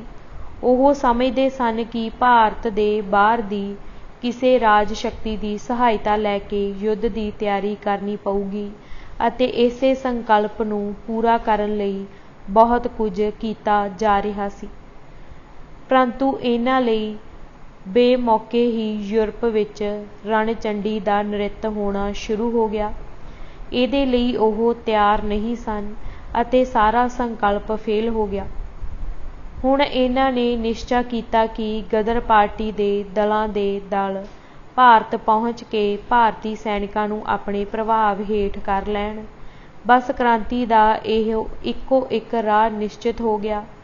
ਵਿਦੇਸ਼ਾਂ ਵਿੱਚ ਬੈਠੇ ਹਜ਼ਾਰਾਂ ਸਿੱਖ ਆਪਣਾ ਬੋਰੀਆ ਬਿਸਤਰਾ ਸਮੇਟ ਕੇ ਭਾਰਤ ਰਵਾਨਾ ਹੋ ਗਏ। ਰਾਹ ਵਿੱਚ ਇਹ ਲੋਕ ਇੱਥੇ ਉੱਥੇ ਆਪਣੇ ਉਦੇਸ਼ ਪ੍ਰਗਟ ਕਰ ਦਿਆ ਕਰਦੇ ਸਨ। ਇਸੇ ਤਰ੍ਹਾਂ ਦਾ ਇੱਕ ਦਲ ਜਾਪਾਨ ਪਹੁੰਚਿਆ। ਇੱਥੇ ਪਰਮਾਨੰਦ ਨਾਂ ਦੇ ਇੱਕ ਨੌਜਵਾਨ ਇਹਨਾਂ ਵਿੱਚ ਆ ਮਿਲੇ। ਇਹ ਬੁਦੇਲਖੰਡ ਦੇ ਵਾਸੀ ਸਨ। ਅੰਡੇਮਾਨ ਵਿੱਚ ਅਸੀਂ ਇਹਨਾਂ ਨੂੰ ਛੋਟੇ ਪਰਮਾਨੰਦ ਕਹਿੰਦੇ ਸੀ ਕਿਉਂਕਿ ਵੱਡੇ ਪਰਮਾਨੰਦ ਸਨ DAV ਕਾਲਜ ਲਾਹੌਰ ਦੇ ਪੂਰਵ ਅਧਿਆਪਕ ਭਾਈ ਪਰਮਾਨੰਦ ਜੀ। ਇਹਨਾਂ ਨੂੰ ਵੀ ਲਾਹੌਰ ਸਾਜ਼ਿਸ਼ ਕੇਸ ਵਿੱਚ ਉਮਰ ਕੈਦ ਕਾਲੇ ਪਾਣੀ ਦੀ ਸਜ਼ਾ ਹੋਈ ਸੀ। ਪੰਜਾਬ ਵਿੱਚ ਮੁਗਲਾਂ ਦੇ ਸਮੇਂ ਜਦੋਂ ਸਿੱਖ ਦੇਸ਼ ਅਤੇ ਧਰਮ ਲਈ ਕੁਰਬਾਨੀਆਂ ਦੇ ਰਹੇ ਸੀ, ਸਿਰ ਦੇ ਦਿੰਦੇ ਸਨ ਪਰ ਧਰਮ ਨਹੀਂ ਸੀ ਛੱਡਦੇ। ਉਸ ਵੇਲੇ ਭਾਈ ਪਰਮਾਨੰਦ ਦੇ ਇੱਕ ਕਿਸੇ ਖਾਸ ਪੁਰਖੇ ਨੇ ਆਤਮ ਬਲੀਦਾਨ ਦੀ ਮਿਸਾਲ ਦਿਖਾਈ ਸੀ। ਉਸ ਵੇਲੇ ਉਹਨੂੰ ਮੁਸਲਮਾਨਾਂ ਨੇ ਆਰੇ ਨਾਲ ਚੀਰ ਕੇ ਮਾਰ ਦਿੱਤਾ ਸੀ। ਉਸੇ ਸਮੇਂ ਤੋਂ ਇਹ ਖਾਨਦਾਨ ਸਿੱਖਾਂ ਵਿੱਚ ਭਾਈ ਨਾਮ ਨਾਲ ਪ੍ਰਸਿੱਧ ਹੋ ਗਿਆ ਸੀ। ਸਿੱਖਾਂ ਵਿੱਚ ਇਹ ਭਾਈ ਸ਼ਬਦ ਬੜਾ ਸਨਮਾਨਜਨਕ ਏ। ਇਸ ਲਈ ਅਸੀਂ ਸਿੱਖਾਂ ਨੂੰ ਉਹਨਾਂ ਦੇ ਨਾਮ ਨਾਲ ਭਾਈ ਸ਼ਬਦ ਲਾ ਕੇ ਬੁਲਾਇਆ ਕਰਦੇ ਸੀ। ਸਿੱਖਾਂ ਦੇ ਇੱਕ ਬੜੇ ਉਤਸ਼ਾਹੀ ਨੇਤਾ ਸਨ ਭਾਈ ਭਗਵਾਨ ਸਿੰਘ। ਇਹਨਾਂ ਦੇ ਵਿਚਾਰ ਸੁਣ ਕੇ ਕਿੰਨੇ ਹੀ ਸਿੱਖ ਆਪਣਾ ਕੰਮ ਕਾਜ ਛੱਡ ਕ੍ਰਾਂਤੀ ਵਿੱਚ ਸਹਾਇਤਾ ਕਰਨ ਲਈ ਦੇਸ਼ ਵਾਪਸ ਆ ਗਏ ਸਨ। ਇਹ ਲੋਕ ਥੋੜ੍ਹੇ ਸਮੇਂ ਦੀ ਉਤੇਜਨਾ ਵਿੱਚ ਆ ਕੇ ਆਪਣਾ ਸਭ ਕੁਝ ਛੱਡ ਕੇ ਇਸ ਕੰਮ ਵਿੱਚ ਨਹੀਂ ਸਨ ਆਏ, ਬਲਕਿ ਇਹਨਾਂ ਵਿੱਚ ਸੱਚਮੁੱਚ ਦੇਸ਼ ਸੇਵਾ ਦੀ ਚਿਣਗ ਬਲ ਰਹੀ ਸੀ। ਇਸ ਤਰ੍ਹਾਂ ਜਿਹੜੇ ਸਿੱਖ ਦੇਸ਼ ਵਾਪਸ ਆਏ, ਇਹਨਾਂ ਵਿੱਚ ਬਹੁਤਿਆਂ ਨਾਲ ਮੇਰੀ ਗੱਲਬਾਤ ਹੋਈ। ਉਹਨਾਂ ਤੋਂ ਪਤਾ ਲੱਗਦਾ ਹੈ ਕਿ ਉਹ ਸੱਚਮੁੱਚ ਦਿਲ ਦੀਆਂ ਗਹਿਰਾਈਆਂ ਤੋਂ ਗੁਲਾਮੀ ਦੀ ਇਸ ਜਲਨ ਨੂੰ ਮਹਿਸੂਸ ਕਰਕੇ ਇਸ ਦੇਸ਼ ਸੇਵਾ ਦੇ ਕਾਰਜ ਵਿੱਚ ਸ਼ਾਮਿਲ ਹੋਏ ਸਨ। ਇਹਨਾਂ ਵਿੱਚੋਂ ਕੋਈ ਤਾਂ ਪਿਨਾਂਗ ਦੀ ਮਿਲਟਰੀ ਫੋਰਸ ਵਿੱਚ ਸੀ, ਕੋਈ ਹਾਂਗਕਾਂਗ ਵਿੱਚ ਪਹਿਰੇਦਾਰ ਸੀ ਅਤੇ ਕੋਈ ਵਪਾਰ ਕਰਦਾ ਸੀ। ਇਸ ਵੇਲੇ ਹਾਂਗਕਾਂਗ ਵਿੱਚ ਸਿੱਖਾਂ ਦੀ ਇੱਕ ਰੈਜੀਮੈਂਟ ਸੀ। ਇਸ ਰੈਜੀਮੈਂਟ 'ਤੇ ਵੀ ਸਿੱਖਾਂ ਦਾ ਹੀ ਕਬਜ਼ਾ ਹੋ ਗਿਆ ਸੀ। ਭਾਰਤ ਵਾਪਸ ਆਏ ਦਲ ਦੇ ਕਈ ਮੈਂਬਰ ਅਜਿਹੇ ਸਨ ਜਿਹੜੇ ਕਿ ਅੰਗਰੇਜ਼ ਦੀ ਪਲਟਨ ਵਿੱਚ ਫੌਜੀ ਰਹਿ ਚੁੱਕੇ ਸਨ। ਇਹਨਾਂ ਵਿੱਚੋਂ ਕਿਸੇ ਦੀ ਸਰਵਿਸ 8 ਸਾਲਾਂ ਦੀ, ਕਿਸੇ ਦੀ 10 ਸਾਲਾਂ ਦੀ ਅਤੇ ਕਿਸੇ ਦੀ 11 ਸਾਲਾਂ ਦੀ ਸੀ। ਇਹਨਾਂ 'ਚੋਂ ਕਿਸੇ ਦੀ ਵੀ ਨੌਕਰੀ 3 ਸਾਲ ਤੋਂ ਘੱਟ ਨਹੀਂ ਸੀ, ਕਿਉਂਕਿ ਹਰੇਕ ਫੌਜੀ ਨੂੰ ਘੱਟੋ ਘੱਟ 3 ਸਾਲ ਤੱਕ ਨੌਕਰੀ ਕਰਨ ਦੀ ਸ਼ਰਤ ਪੂਰੀ ਕਰਨੀ ਪੈਂਦੀ ਸੀ। ਇਹਨਾਂ 'ਚੋਂ ਬਹੁਤਿਆਂ ਦਾ ਕੰਮ ਮਸ਼ੀਨ ਗਨ ਚਲਾਉਣਾ ਸੀ ਅਤੇ ਕੁਝ ਲੋਕ ਤੋਪਖਾਨੇ ਵਿੱਚ ਵੀ ਕੰਮ ਕਰ ਚੁੱਕੇ ਸਨ। ਅਮਰੀਕਾ ਤੋਂ ਆਏ ਸਿੱਖਾਂ ਵਿੱਚ ਉਤਸ਼ਾਹ ਤਾਂ ਅਸੀਮ ਸੀ, ਪਰ ਕੰਮ ਕਰਨ ਦਾ ਤਰੀਕਾ ਉਹਨਾਂ ਨੂੰ ਪਤਾ ਨਹੀਂ ਸੀ। ਨਾ ਤਾਂ ਇਹਨਾਂ ਦਾ ਕੋਈ ਕੇਂਦਰ ਸੀ ਤੇ ਨਾ ਹੀ ਕੋਈ ਸ਼ਾਖਾ। 20-25 ਲੋਕ ਕਿਸੇ ਇੱਕ ਦੇ ਥੱਲੇ ਕੰਮ ਕਰਦੇ ਸਨ ਅਤੇ ਉਸ ਨੂੰ ਉਹਨਾਂ 20-25 ਲੋਕਾਂ ਦਾ ਸਰਦਾਰ ਕਿਹਾ ਜਾਂਦਾ ਸੀ। ਇਹ ਸਰਦਾਰ ਕਦੇ ਤਾਂ ਇਕੱਠੇ ਹੋ ਜਾਂਦੇ ਸਨ ਅਤੇ ਕਦੇ-ਕਦੇ ਤਾਂ ਕਈ ਦਿਨ ਇਹਨਾਂ ਦੀ ਆਪਸ ਵਿੱਚ ਮੁਲਾਕਾਤ ਨਹੀਂ ਸੀ ਹੁੰਦੀ। ਅਸਲ ਵਿੱਚ ਇਕੱਠੇ ਕੰਮ ਕਰਨ ਲਈ ਕਿਸੇ ਪ੍ਰਣਾਲੀ ਦੀ ਇਹਨਾਂ ਵਿੱਚ ਘਾਟ ਸੀ। ਇਹਦਾ ਕਾਰਨ ਇਹੀ ਸੀ ਕਿ ਇਹਨਾਂ ਦਾ ਕੋਈ ਕੇਂਦਰ ਨਹੀਂ ਸੀ। ਇਸ ਤਰ੍ਹਾਂ ਦੇਸ਼ ਵਿੱਚ ਪੱਖੇ ਸੰਗਠਨ ਤੋਂ ਵਿਰਵੇ ਕਿੰਨੇ ਸਾਰੇ ਇਹ ਲੋਕ ਗੜਬੜ ਫੈਲਾ ਰਹੇ ਸਨ, ਇਹ ਕੌਣ ਜਾਣਦਾ ਹੈ। ਜਿਹੜੇ ਲੋਕ ਮੁਲਤਾਨ ਜੇਲ੍ਹ ਵਿੱਚ ਕੈਦ ਸਨ, ਉਹ ਵੀ ਇਹੀ ਕਹਿੰਦੇ ਸਨ ਕਿ ਹੁਣ ਜਲਦੀ ਹੀ ਗਦਰ ਮਚੇਗਾ ਅਤੇ ਅਸੀਂ ਜਲਦੀ ਹੀ ਰਿਹਾ ਹੋ ਜਾਵਾਂਗੇ। ਇਹਦਾ ਨਤੀਜਾ ਇਹ ਹੋਇਆ ਕਿ ਇਹ ਲੋਕ ਵੱਖੋ ਵੱਖਰੀਆਂ ਜੇਲ੍ਹਾਂ ਵਿੱਚ ਵੰਡ ਦਿੱਤੇ ਗਏ। ਇੱਕੋ ਜਿਹੇ ਸੁਭਾਅ ਅਤੇ ਧਰਮ ਦੇ ਭਾਵਕ ਲੋਕਾਂ ਦੇ ਇਕੱਠੇ ਰਹਿਣ ਨਾਲ ਜਿਹੜਾ ਆਨੰਦ ਪ੍ਰਾਪਤ ਹੁੰਦਾ ਸੀ, ਉਹ ਵੀ ਇਹਨਾਂ ਤੋਂ ਖੋਹ ਲਿਆ ਗਿਆ। ਇਹਨਾਂ ਸਾਰਿਆਂ ਦਲਾਂ ਨੇ ਭਾਰਤ ਵਿੱਚ ਆਉਂਦਿਆਂ ਹੀ ਬੰਗਾਲ ਦੇ ਗੁਪਤ ਕ੍ਰਾਂਤੀਕਾਰੀ ਦਲ ਦਾ ਪਤਾ ਲਾਉਣਾ ਸ਼ੁਰੂ ਕਰ ਦਿੱਤਾ, ਪਰ ਇਸ ਤੋਂ ਪਹਿਲਾਂ ਹੀ ਇਹ ਕਿਸੇ ਨਾਲ ਜਾਣ ਪਛਾਣ ਨਾ ਹੋਣ ਕਰਕੇ ਸਹੀ ਗਲਤ ਬੰਦੇ ਦੀ ਪਛਾਣ ਕੀਤੇ ਬਿਨਾਂ ਪੰਜਾਬ ਵਿੱਚ ਵਿਦਰੋਹ ਦੀਆਂ ਗੱਲਾਂ ਕਰਨ ਲੱਗ ਪਏ। ਇਸ ਸਮੇਂ ਕਲਕੱਤੇ ਦੀਆਂ ਸਧਾਰਨ ਸੜਕਾਂ 'ਤੇ ਵੀ ਮੈਂ ਸੁਣਿਆ ਕਿ ਪੰਜਾਬ ਵਿੱਚ ਕ੍ਰਾਂਤੀ ਦੀ ਤਿਆਰੀ ਹੋ ਰਹੀ ਏ। ਭਾਰਤ ਰੱਖਿਆ ਕਾਨੂੰਨ ਬਣਾਉਣ ਸਮੇਂ ਵੀ ਹਾਰਡਿੰਜ ਸਾਹਿਬ ਨੇ ਇਸ ਗੱਲ ਦਾ ਜ਼ਿਕਰ ਕੀਤਾ ਸੀ। ਇਸੇ ਸਮੇਂ ਦੌਰਾਨ ਕਰਤਾਰ ਸਿੰਘ ਨੇ ਆ ਕੇ ਬੰਗਾਲ ਦੇ ਕਿਸੇ ਜਾਣੇ ਪਛਾਣੇ ਉੱਘੇ ਜਨਤਕ ਨੇਤਾ ਨਾਲ ਮੁਲਾਕਾਤ ਕੀਤੀ। ਉਹਨਾਂ ਕਰਤਾਰ ਸਿੰਘ ਨੂੰ ਉਪਦੇਸ਼ ਦਿੱਤਾ ਕਿ ਤੂੰ ਆਪਣੇ ਸੰਕਲਪ ਅਤੇ ਹਿੰਮਤ ਅਨੁਸਾਰ ਕੰਮ ਕਰਦਾ ਜਾ, ਬੰਗਾਲ ਤਾਂ ਸਹੀ ਸਮੇਂ 'ਤੇ ਤੁਹਾਡੀ ਸਹਾਇਤਾ ਕਰੇਗਾ ਹੀ। ਹੁਣ ਇਹ ਦੱਸਣ ਵਿੱਚ ਕੋਈ ਰੁਕਾਵਟ ਨਹੀਂ ਸੀ ਕਿ ਉਹ ਵਿਅਕਤੀ ਸਰ ਸੁਰਿੰਦਰ ਨਾਥ ਬੈਨਰਜੀ ਸਨ। ਇਸ ਸਮੇਂ ਇਹਨਾਂ ਨੂੰ ਥੋੜ੍ਹੇ ਬਹੁਤੇ ਹਥਿਆਰਾਂ ਦੀ ਲੋੜ ਪਈ। ਹਾਲਾਂਕਿ ਇਸ ਕ੍ਰਾਂਤੀ ਦਾ ਮੁੱਖ ਆਧਾਰ ਪੰਜਾਬੀ ਸੈਨਿਕ ਦਲ ਸਨ, ਫਿਰ ਵੀ ਆਤਮ ਰੱਖਿਆ ਲਈ ਹਰੇਕ ਕਾਰਜਕਰਤਾ ਨੂੰ ਹਥਿਆਰਬੰਦ ਕਰਨ ਦੀ ਇੱਛਾ ਨਾਲ ਕੁਝ ਰਿਵਾਲਵਰਾਂ ਆਦਿ ਦੀ ਲੋੜ ਪਈ। ਇਸ ਉਦੇਸ਼ ਦੀ ਪੂਰਤੀ ਲਈ ਸ਼੍ਰੀਮਾਨ ਜਗਤ ਰਾਮ ਕੁਝ ਰੁਪਏ ਦੇ ਕੇ ਕਾਬਲ ਵੱਲ ਭੇਜੇ ਗਏ ਅਤੇ ਇੱਥੋਂ ਹੀ ਜੇਲ੍ਹ ਦੇ ਤਸੀਹਿਆਂ ਨੇ ਉਹਨਾਂ ਦਾ ਪੱਲਾ ਫੜ ਲਿਆ। ਵਿਚਾਰੇ ਜਗਤ ਰਾਮ ਪੇਸ਼ਾਵਰ ਵਿੱਚ ਹੀ ਫੜੇ ਗਏ ਅਤੇ ਅੱਗੇ ਜਾ ਕੇ ਅੰਡੇਮਾਨ ਵਿੱਚ ਮੈਨੂੰ ਉਹਦੇ ਦਰਸ਼ਨ ਹੋਏ। ਛੋਟੇ ਪਰਮਾਨੰਦ ਨੂੰ ਵੀ ਇਹਨਾਂ ਲੋਕਾਂ ਨੇ ਇਸੇ ਕੰਮ ਲਈ ਬੰਗਾਲ ਭੇਜਿਆ ਸੀ, ਪਰ ਉਹ ਵੀ ਖਾਲੀ ਹੱਥ ਵਾਪਸ ਆ ਗਏ। ਪੰਜਾਬ ਯਾਤਰਾ। ਮੈਂ ਉਹਨਾਂ ਦਿਨਾਂ ਵਿੱਚ ਕਾਸ਼ੀ ਵਿੱਚ ਹੀ ਸੀ ਜਦੋਂ ਪੰਜਾਬ ਦੇ ਦਲ ਦਾ ਇੱਕ ਬੰਦਾ ਉੱਥੋਂ ਦੀ ਕ੍ਰਾਂਤੀ ਦੀ ਖਬਰ ਲੈ ਕੇ ਸਾਡੇ ਕੋਲ ਆਇਆ। ਜਦੋਂ ਉਹਦੇ ਮੂੰਹ ਤੋਂ ਸੁਣਿਆ ਕਿ ਕ੍ਰਾਂਤੀ ਕਰਨ ਲਈ 2-3 ਹਜ਼ਾਰ ਸਿੱਖ ਕਮਰ ਕੱਸੇ ਤਿਆਰ ਕਰਕੇ ਬੈਠੇ ਨੇ, ਤਦ ਸਾਡਾ ਅੰਦਰਲਾ ਮਨ ਖੁਸ਼ੀ ਨਾਲ ਨੱਚਣ ਲੱਗ ਪਿਆ। ਪੰਜਾਬ ਦੇ ਕਾਰਜ ਕਰਤਾਵਾਂ ਨੇ ਅਨੋਪੜ੍ਹ ਬੰਦੇ ਦੇ ਹੱਥ ਅਖਵਾਂ ਘੱਲਿਆ ਸੀ ਕਿ ਰਾਸ ਬਿਹਾਰੀ ਦੀ ਸਾਨੂੰ ਬਹੁਤ ਲੋੜ ਏ। ਦਿੱਲੀ ਸਾਜ਼ਿਸ਼ ਦੇ ਭਗੌੜੇ ਅਸਾਮੀ ਮਸ਼ਹੂਰ ਕਰਮਵੀਰ ਕ੍ਰਾਂਤੀਕਾਰੀ ਰਾਸ ਬਿਹਾਰੀ ਦਾ ਨਾਂ ਉਸ ਵੇਲੇ ਅਮਰੀਕਾ ਤੱਕ ਮਸ਼ਹੂਰ ਹੋ ਚੁੱਕਾ ਸੀ। ਪੰਜਾਬ ਦਲ ਵਾਲਿਆਂ ਨੇ ਅਮਰੀਕਾ ਵਿੱਚ ਹੀ ਉਹਨਾਂ ਦਾ ਨਾਂ ਸੁਣਿਆ ਸੀ। ਕਈ ਕਾਰਨਾਂ ਕਰਕੇ ਰਾਸ ਬਿਹਾਰੀ ਉਦੋਂ ਪੰਜਾਬ ਨਹੀਂ ਜਾ ਸਕੇ। ਇਸ ਲਈ ਪਹਿਲਾਂ ਉੱਥੇ ਮੇਰਾ ਜਾਣਾ ਨਿਸ਼ਚਿਤ ਹੋਇਆ ਸੀ ਤਾਂ ਜੋ ਮੈਂ ਪੰਜਾਬ ਦੀ ਹਾਲਤ ਆਪਣੀਆਂ ਅੱਖਾਂ ਨਾਲ ਵੇਖ ਆਵਾਂ ਅਤੇ ਸਾਰਿਆਂ ਨੂੰ ਦੱਸਾਂ ਅਤੇ ਫਿਰ ਅੱਗੇ ਪ੍ਰੋਗਰਾਮ ਬਣਾਇਆ ਜਾ ਸਕੇ। ਪਹਿਲਾਂ ਹੀ ਨਿਸ਼ਚਿਤ ਹੋ ਗਿਆ ਸੀ ਕਿ ਮੈਂ ਜਲੰਧਰ ਜਾ ਕੇ ਸਿੱਖ ਨੇਤਾਵਾਂ ਨਾਲ ਮੁਲਾਕਾਤ ਕਰਾਂਗਾ। ਉਸ ਸਮੇਂ ਨਵੰਬਰ ਦਾ ਮਹੀਨਾ ਖਤਮ ਹੋਣ ਵਾਲਾ ਸੀ। ਪੱਛਮ ਵਿੱਚ ਠੰਡ ਦਾ ਮੌਸਮ ਸੀ। ਸਰਦੀਆਂ ਦੀ ਸਵੇਰ ਨੂੰ ਲੁਧਿਆਣਾ ਗੱਡੀ ਪਹੁੰਚਦਿਆਂ ਹੀ ਦੇਖਿਆ ਕਿ ਮੇਰੇ ਮਿੱਤਰ ਦੇ ਇੱਕ ਜਾਣੂ ਸਿੱਖ ਨੌਜਵਾਨ ਸਾਡੀ ਉਡੀਕ ਕਰ ਰਹੇ ਹਨ। ਮਿੱਤਰ ਨੇ ਇਹਨਾਂ ਨਾਲ ਮੇਰੀ ਜਾਣ ਪਹਿਚਾਣ ਕਰਾ ਦਿੱਤੀ।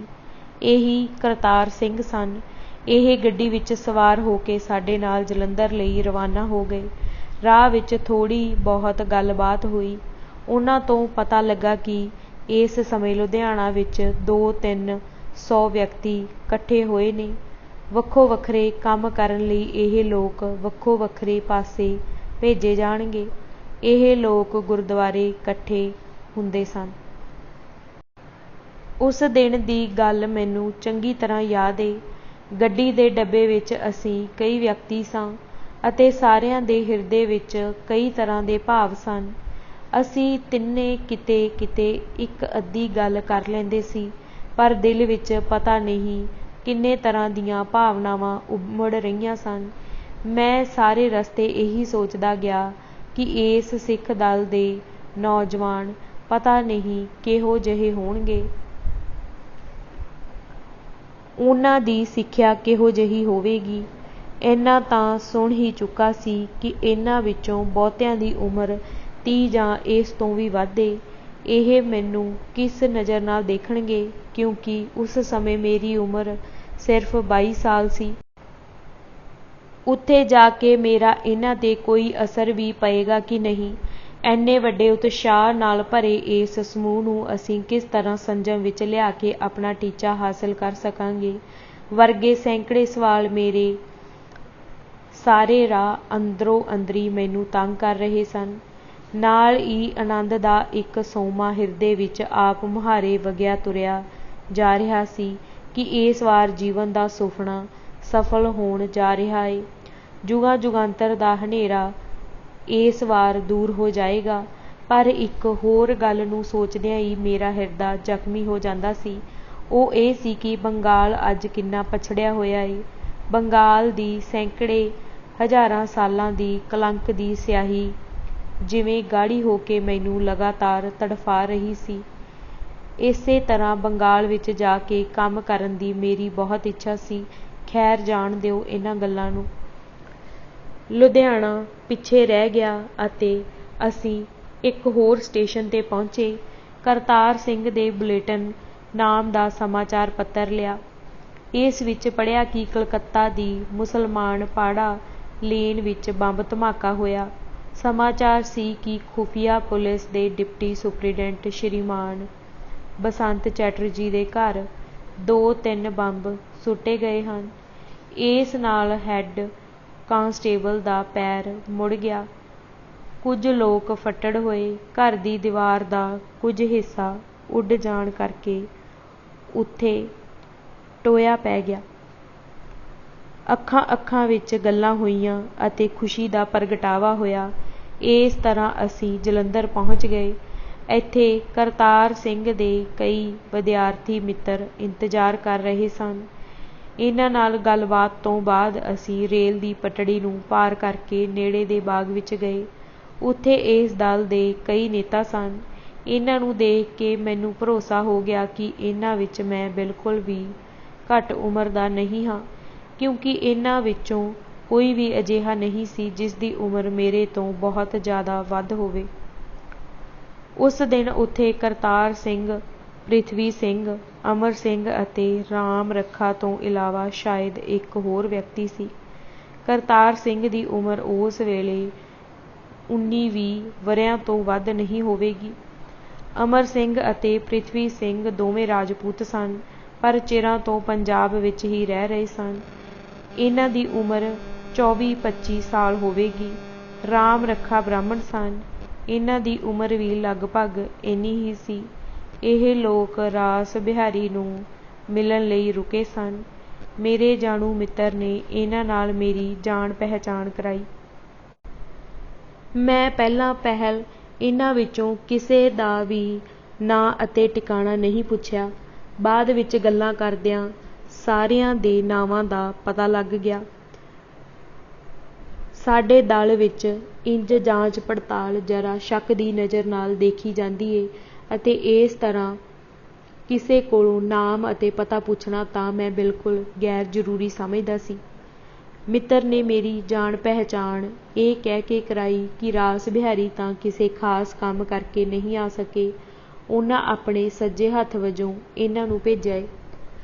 ਕਰਤਾਰ ਸਿੰਘ ਨੇ ਕਿਹਾ ਕਿ ਸਾਨੂੰ ਤਾਂ ਰਾਸ ਬਿਹਾਰੀ ਨਾਲ ਹੀ ਕੰਮ ਏ।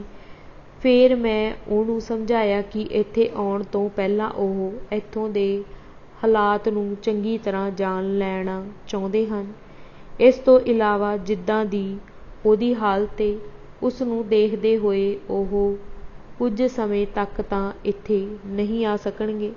ਇਸ ਤੋਂ ਬਾਅਦ ਮੈਂ ਪੰਜਾਬ ਦੀ ਹਾਲਤ ਜਾਣਨ ਲਈ ਉਹਨਾਂ ਨੂੰ ਪੁੱਛਿਆ ਕਿ ਉਹ ਕਿੰਨੇ ਵਿਅਕਤੀ ਹਨ, ਆਪਸ ਵਿੱਚ ਕਿਸ ਤਰ੍ਹਾਂ ਮਿਲਦੇ ਜੁਲਦੇ ਅਤੇ ਤਾਲਮੇਲ ਰੱਖਦੇ ਹਨ, ਅਤੇ ਉਹਨਾਂ ਦਾ ਅਸਲੀ ਨੇਤਾ ਕੌਣ ਏ ਆਦਿ। ਮੈਂ ਕਿਹਾ, ਜਿਹੜੇ ਤੁਹਾਡੇ ਅਸਲੀ ਨੇਤਾ ਨੇ, ਮੈਂ ਉਹਨਾਂ ਨਾਲ ਹੀ ਗੱਲਬਾਤ ਅਤੇ ਜਾਣ ਪਛਾਣ ਕਰਨਾ ਚਾਹਾਂਗਾ। ਅਮਰ ਸਿੰਘ ਨੇ ਕਿਹਾ, ਸੱਚ ਪੁੱਛੋ ਤਾਂ ਸਾਡੇ ਵਿੱਚ ਅਸਲੀ ਨੇਤਾ ਦੀ ਬਹੁਤ ਵੱਡੀ ਕਮੀ ਏ, ਅਤੇ ਇਸ ਲਈ ਰਾਸ ਬਿਹਾਰੀ ਦੀ ਲੋੜ ਏ। ਇੱਥੇ ਜਿੰਨੇ ਵੀ ਵਿਅਕਤੀ ਹਨ, ਉਹਨਾਂ ਵਿੱਚੋਂ ਕਿਸੇ ਨੂੰ ਵੀ ਕੋਈ ਵਿਸ਼ੇਸ਼ ਜਾਣਕਾਰੀ ਨਹੀਂ ਏ। ਇਸੇ ਕਰਕੇ ਸਾਡੇ ਕੰਮ ਕਰਨ ਦਾ ਵੀ ਕੋਈ ਸਿਲਸਿਲਾ ਨਹੀਂ ਬਣ ਰਿਹਾ।